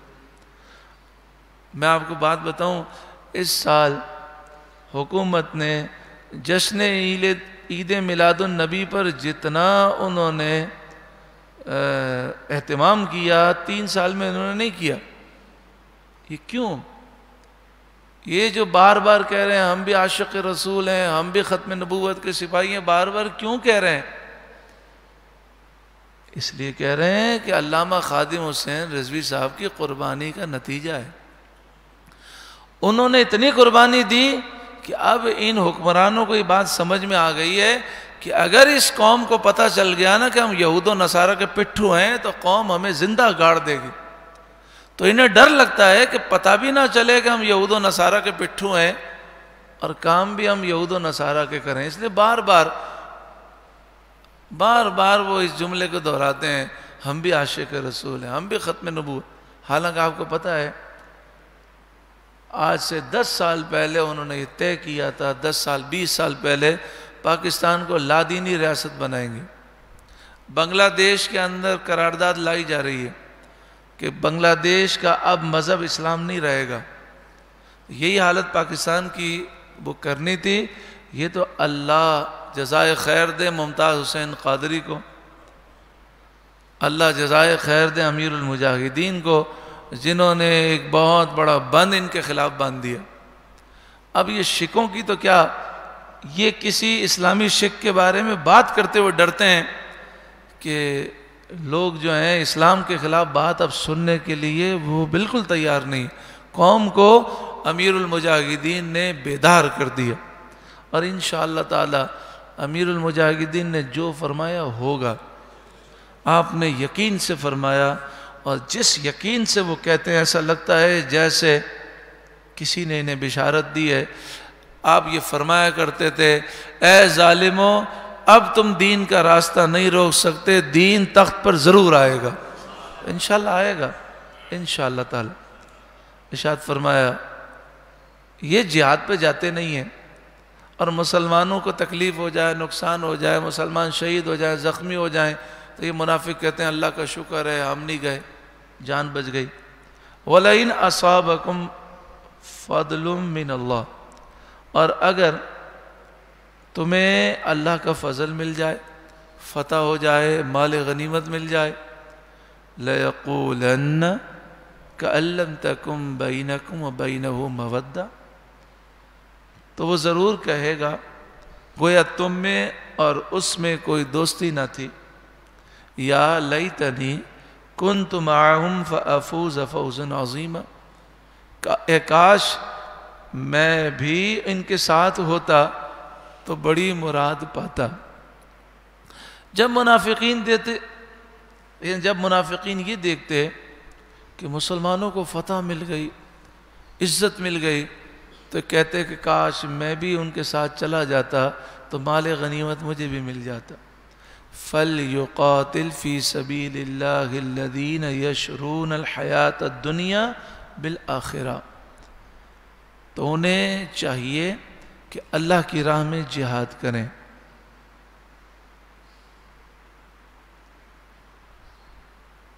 فی سبیل اللہ، فَلْيُقَاتِلْ، تو انہیں اللہ کی راہ میں لڑنا چاہیے. کنہیں لڑنا چاہیے؟ الذین یشرون الحیات الدنیا بالآخرہ، جنہوں نے آخرت کے بدلے میں دنیا کی زندگی قربان کر دی، جنہوں نے دنیا کی زندگی بیچ کر آخرت خرید لی ہے، انہیں چاہیے وہ جہاد کریں. وَمَن يُقَاتِلْ فِي سَبِيلِ اللَّهِ، اور جو اللہ کی راہ میں لڑے، فَيُقْتَلْ، پھر مارا جائے، او یغلب، یا غالب آئے، فَسَوْفَ نُؤْتِیہِ أَجْرًا عَظِیمًا، تو ان قریب ہم اسے بڑا ثواب دیں گے. کشمیر کے حالات دیکھیں، فلسطین کے حالات دیکھیں، برما کے حالات دیکھیں. اگر پاکستان میں اسلامی نظام ہوتا اور ہماری افواج جہاد کرتے تو کشمیر کی مدد کے لیے بھی جاتے، فلسطین کی مدد کے لیے بھی جاتے.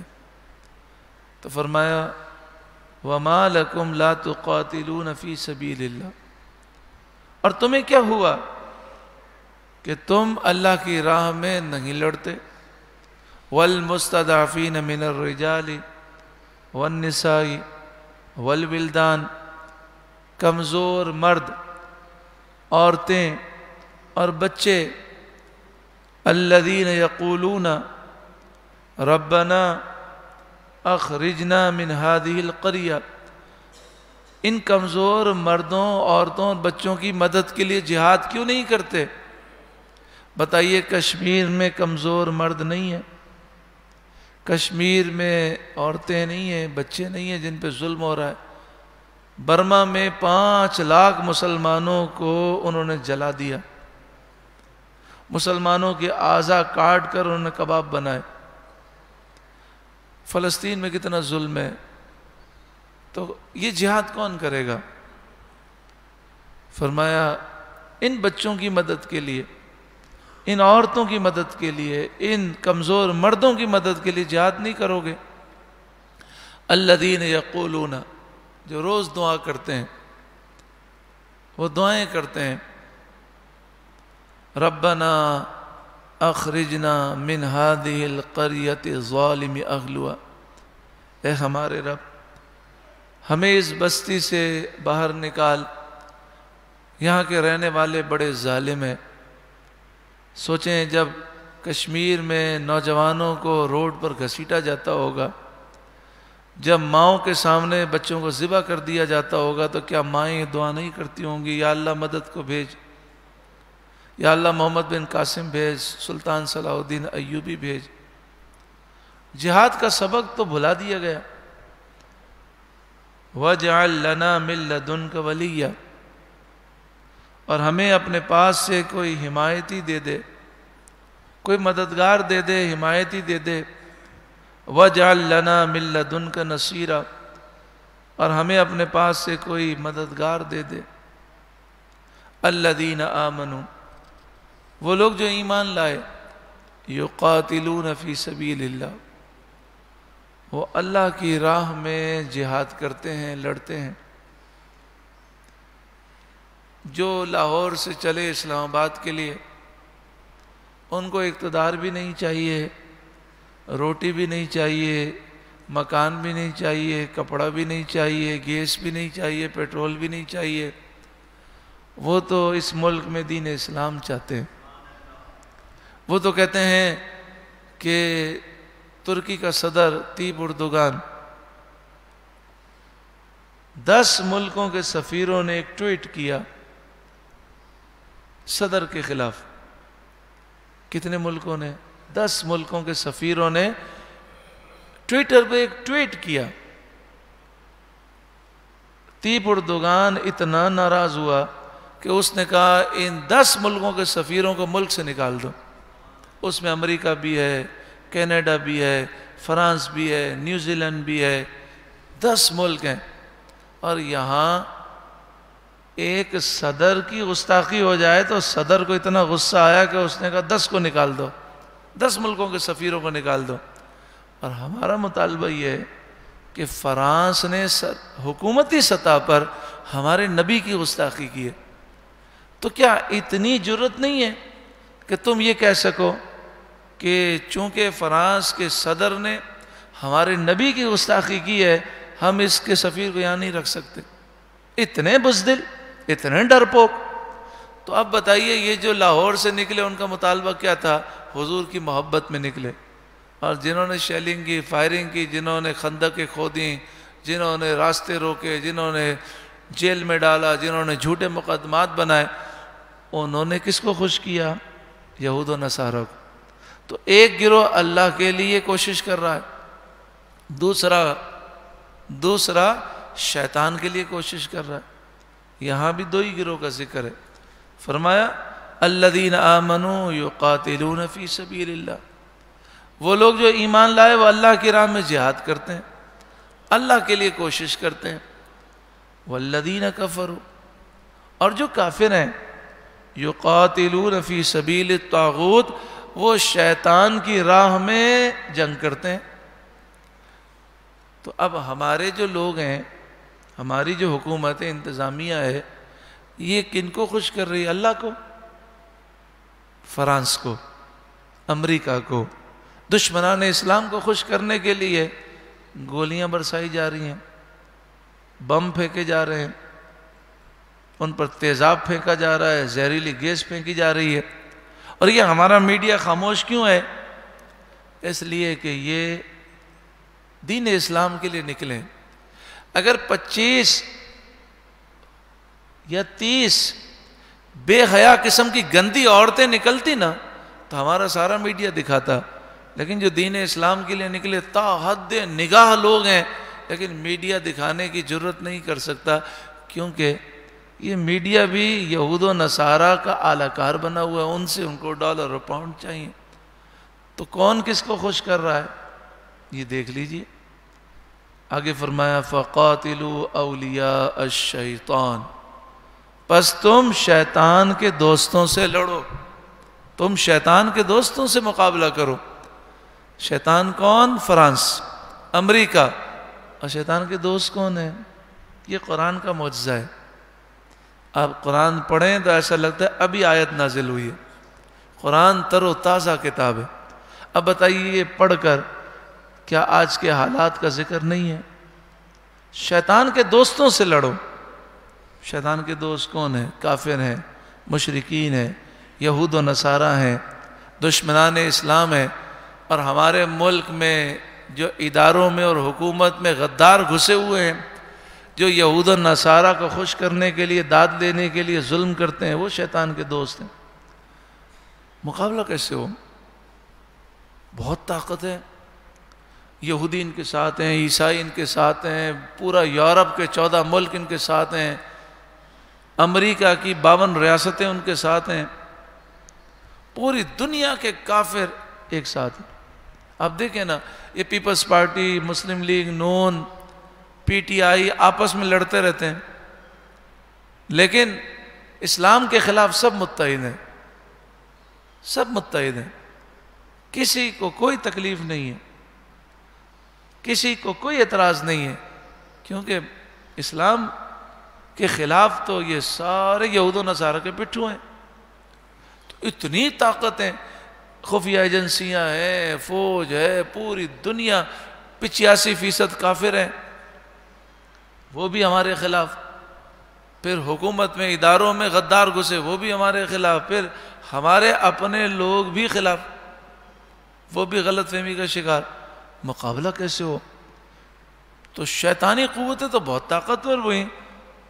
اللہ نے فرمایا یہ بات نہیں ہے، ان کید الشیطان کان ضعیفا، بے شک شیطان کا مکر و فریب ضرور کمزور ہے، طاقت نہیں ہے ان میں، کیونکہ ان کا مقابلہ اللہ سے ہے۔ اور یہ جو لاہور سے نکلے، یہ اپنی جائیداد کو بچانے کے لیے نکلے، دین اسلام کو بچانے کے لیے، تو ان پر فائر کرنے والا، ان پر حملہ کرنے والا اللہ سے لڑنے والا ہے، اور اللہ سے کوئی مقابلہ کر سکتا ہے؟ تو یہ شیطان کے مکر و فریب تو بالکل کمزور ہیں۔ بس مسلمانوں کو اٹھنا ہے۔ آج بھی اگر کوئی سلطان صلاح الدین ایوبی کا جانشین پیدا ہو جائے، پوری امت اٹھ جائے، تو دنیا کی کوئی طاقت مسلمانوں سے مقابلہ نہیں کر سکتی۔ اللہ تعالیٰ مجھے بھی عمل کی توفیق دے، آپ کو بھی عمل کی توفیق دے، اللہ ہماری کوتاہیاں معاف کرے۔ دیکھیں، انسان گناہگار ہوتا ہے، سیاکار ہوتا ہے، بزدل ہوتا ہے، کوتاہی کرتا ہے، لیکن کم از کم جو صحیح ہے اس کو صحیح تو مانے، وہ جو صحیح ہیں ان کے لیے دعا تو کرے، ان کی دل سے قدر تو کرے۔ اللہ تعالی ہم سب کو مجاہد اسلام بنائے، اللہ تعالی ہم سب کو دین اسلام کا خادم بنائے۔ درود پاک۔ اللہم صلی علی سیدنا و مولانا محمد بن عبد اللہ ما ضاق امر اللہ وفرجہ اللہ صلی اللہ علیہ وآلہ وسلم، صلاۃ و سلام علیک یا سیدی یا رسول اللہ۔ الحمدللہ لاہور سے جو قافلہ نکلا وہ لاہور کے باہر ایک علاقہ ہے مرید کے، وہاں تک پہنچا ہے، اور رات کو انہوں نے وہاں پر آرام کیا۔ تقریباً سنا یہ ہے کہ 6-7 افراد شہید ہو گئے، کافی زخمی ہوئے، اور بڑا ظلم کیا گیا، لیکن اللہ تعالیٰ نے غیبی مدد عطا فرمائی۔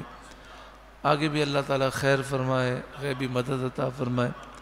آج انشاءاللہ تعالیٰ کراچی میں بھی لبیک یا رسول اللہ مارچ ہے، ریلی ہے، دوپہر 2 بجے نمائش چورنگی سے ریلی روانہ ہوگی، نمائش چورنگی سے لے کر پریس کلب تک۔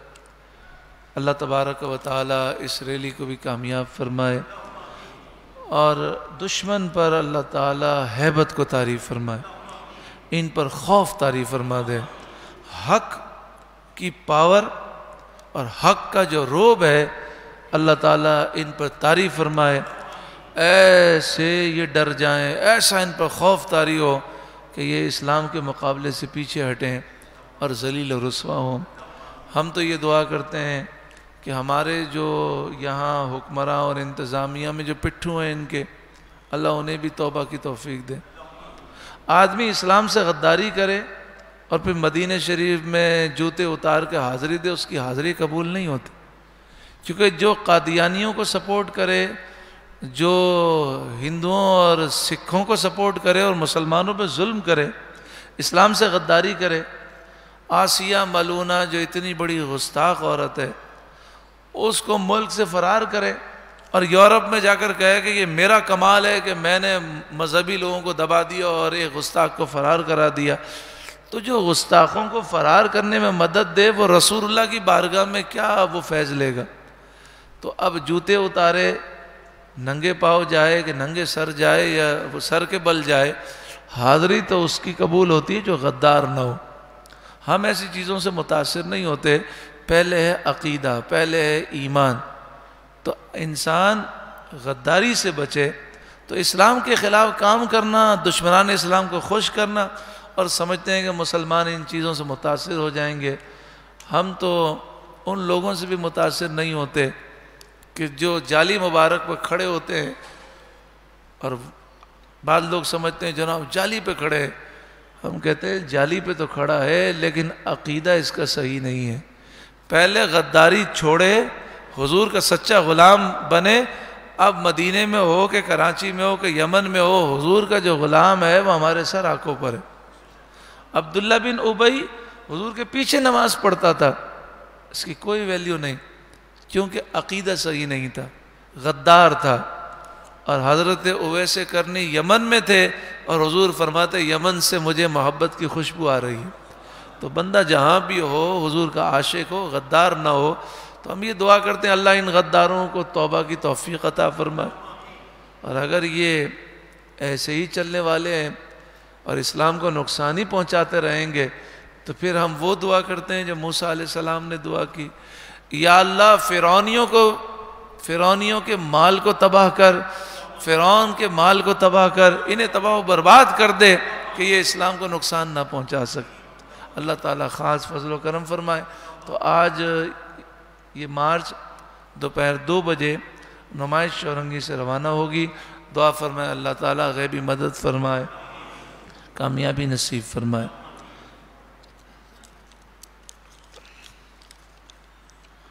محمد یوسف کی نانی بیمار ہیں، دعا کریں اللہ تعالیٰ انہیں اور تمام مسلمانوں کو جو بیمار ہیں سب کو شفا عطا فرمائے۔ بسم اللہ الرحمن الرحیم، الحمدللہ رب العالمین، الصلاة والسلام علی سید المرسلین، اللہم ربنا آتنا فی الدنیا حسنہ وفی الآخرۃ حسنہ وقنا عذاب النار، اللهم إنا نسألك العفو والعافية والمعافاة الدائمة في الدين والدنيا والآخرة، اللهم مقلب القلوب ثبت قلبي على دينك۔ اے کریم مالک و مولا پروردگار، جتنے اس دعا میں یہاں پر حاضر ہیں، جو آن لائن شریک ہیں، یا اللہ ہمارے سارے گناہ معاف فرما، یا اللہ ہماری سستی، کاہلی، غفلتیں دور فرما، گناہوں کی عادتیں دور فرما، یا اللہ ہمیں مجاہد اسلام بنا، جذبہ جہاد و شوق شہادت نصیب فرما، ہماری بزدلی کو دور فرما، ہمیں جرت، بہادری اور شجاعت نصیب فرما، یا اللہ جیسا تجھے پسند ہے، تیرے محبوب کو پسند ہے، ویسا بنا دے، یا اللہ ہمیں اخلاص عطا فرما۔ اے کریم مالک و مولا، جو ہماری زندگی باقی ہے تیرے دین کی سربلندی میں اور خدمت میں ہمیں گزارنے کی توفیق دے، جب موت آئے ایمان کی سلامتی کے ساتھ دنیا سے جانا نصیب فرما، خیر و عافیت کے ساتھ دنیا سے جانا نصیب فرما۔ اے کریم مالک و مولا پروردگار، جتنے دعا میں شامل ہیں ہر ایک کی ہر مشکل آسان فرما، مصیبت، آفت، بلا، بیماری، وبا دور فرما، دونوں جہاں میں شاندار کامیابی نصیب فرما۔ یا اللہ ہمارے لیے حرمین شریفین کے دروازے کھول دے، یا اللہ حرمین شریفین اور بیت المقدس سے بے ادبوں کو دور فرما، بیت المقدس فلسطین کو بھی آزادی نصیب فرما، اور مکہ شریف اور مدینہ شریف سے بھی بے ادبوں کو دور فرما۔ یا اللہ مکہ شریف، مدینہ شریف، بغداد معلیٰ، نجف اشرف، کربلا شریف اور دیگر مقدس مقامات کی باادب مقبول حاضری نصیب فرما۔ یا اللہ کرم فرما، فضل فرما، ہماری ساری مشکلات آسان فرما، مصیبتیں، آفتیں، بلائیں، بیماریاں، وبائیں دور فرما۔ یا اللہ ہمیں قرضوں سے ہمیشہ کے لیے نجات عطا فرما۔ اے مالک، جن ہمارے بھائیوں پر قرض کا بوجھ ہے اس بوجھ کو دور فرما دے، مرنے سے پہلے سارا قرضہ ہمیں ادا کرنے کی توفیق عطا فرما۔ یا اللہ جو وقت ہم نے مقرر کیا اس وقت سے پہلے قرضہ ادا کرنے کی توفیق دے۔ یا اللہ اے کریم مالک و مولا، حرام سے بچا۔ اے پروردگار اپنا فضل فرما، کرم فرما، ہمیں ہماری اولاد کو نیک صالح بنا، ہماری اولاد کو ہماری آنکھوں کی ٹھنڈک بنا، بے اولادوں کو نیک صالح اولاد نصیب فرما۔ یا اللہ رشتوں کی رکاوٹیں دور فرما، ہمارے بچے، ہماری بچیاں جو بے رشتہ ہیں، اے اللہ انہیں نیک صالح اچھے رشتے نصیب فرما۔ جو مسلمان گھر کے معاملے میں پریشان ہے، یا اللہ انہیں ذاتی کشادہ مکان، سکون والا گھر نصیب فرما۔ اے پروردگار جادو، ٹونے، نظر بد اور آسیب سے، دشمنوں کی دشمنی، حاسدوں کے حسد، ظالموں کے ظلم، مفسدین کے فساد سے ہمیشہ کے لیے ہمیں محفوظ فرما۔ جو مانگا عطا فرما، جو نہ مانگ سکے وہ بھی عطا فرما۔ ان اللہ و ملائکتہ یصلون علی النبی یا ایہا الذین آمنوا صلوا علیہ وسلموا تسلیما۔ اللہم صل علی سیدنا و مولانا محمد بن عبد اللہ ما ضاق امر اللہ وفرجہ اللہ صلی اللہ علیہ وآلہ وسلم۔ صلاۃ و سلام علیک یا سیدی یا سیدی یا سیدی یا رسول اللہ۔ یا اللہ ہمارے جو بھائی لاہور سے اسلام آباد کی طرف نکلے، یا اللہ ان کی مدد فرما، توقعات سے بڑھ کر کامیابی اور فتح نصیب فرما۔ یا اللہ آج دوپہر 2 بجے جو لبیک یا رسول اللہ مارچ ہے، اس میں بھی توقعات سے بڑھ کر فتح اور کامیابی نصیب فرما۔ تحریک لبیک یا رسول اللہ کو وہم و گمان سے بڑھ کر کامیابی نصیب فرما، پہلے سے بڑھ کر عروج عطا فرما، امیر المجاہدین کے نقش قدم پر چلنے کی توفیق دے۔ یا اللہ اے کریم مالک، حضرت علامہ مولانا حافظ سعد رضوی، حضرت علامہ مولانا مفتی غلام غوث بغدادی دامت برکاتہم العالیہ اور جتنے علماء، مشائخ، قائدین، ناموس رسالت کے محافظین قید و بند میں ہیں، یا اللہ سب کو شاندار رہائی نصیب فرما، جھوٹے مقدمات کا خاتمہ فرما، ظالموں کو کیفر کردار تک پہنچا، جن کے نصیب میں ہدایت ہے انہیں جلد ہدایت نصیب فرما، پاکستان میں اسلامی نظام مصطفیٰ قائم فرما۔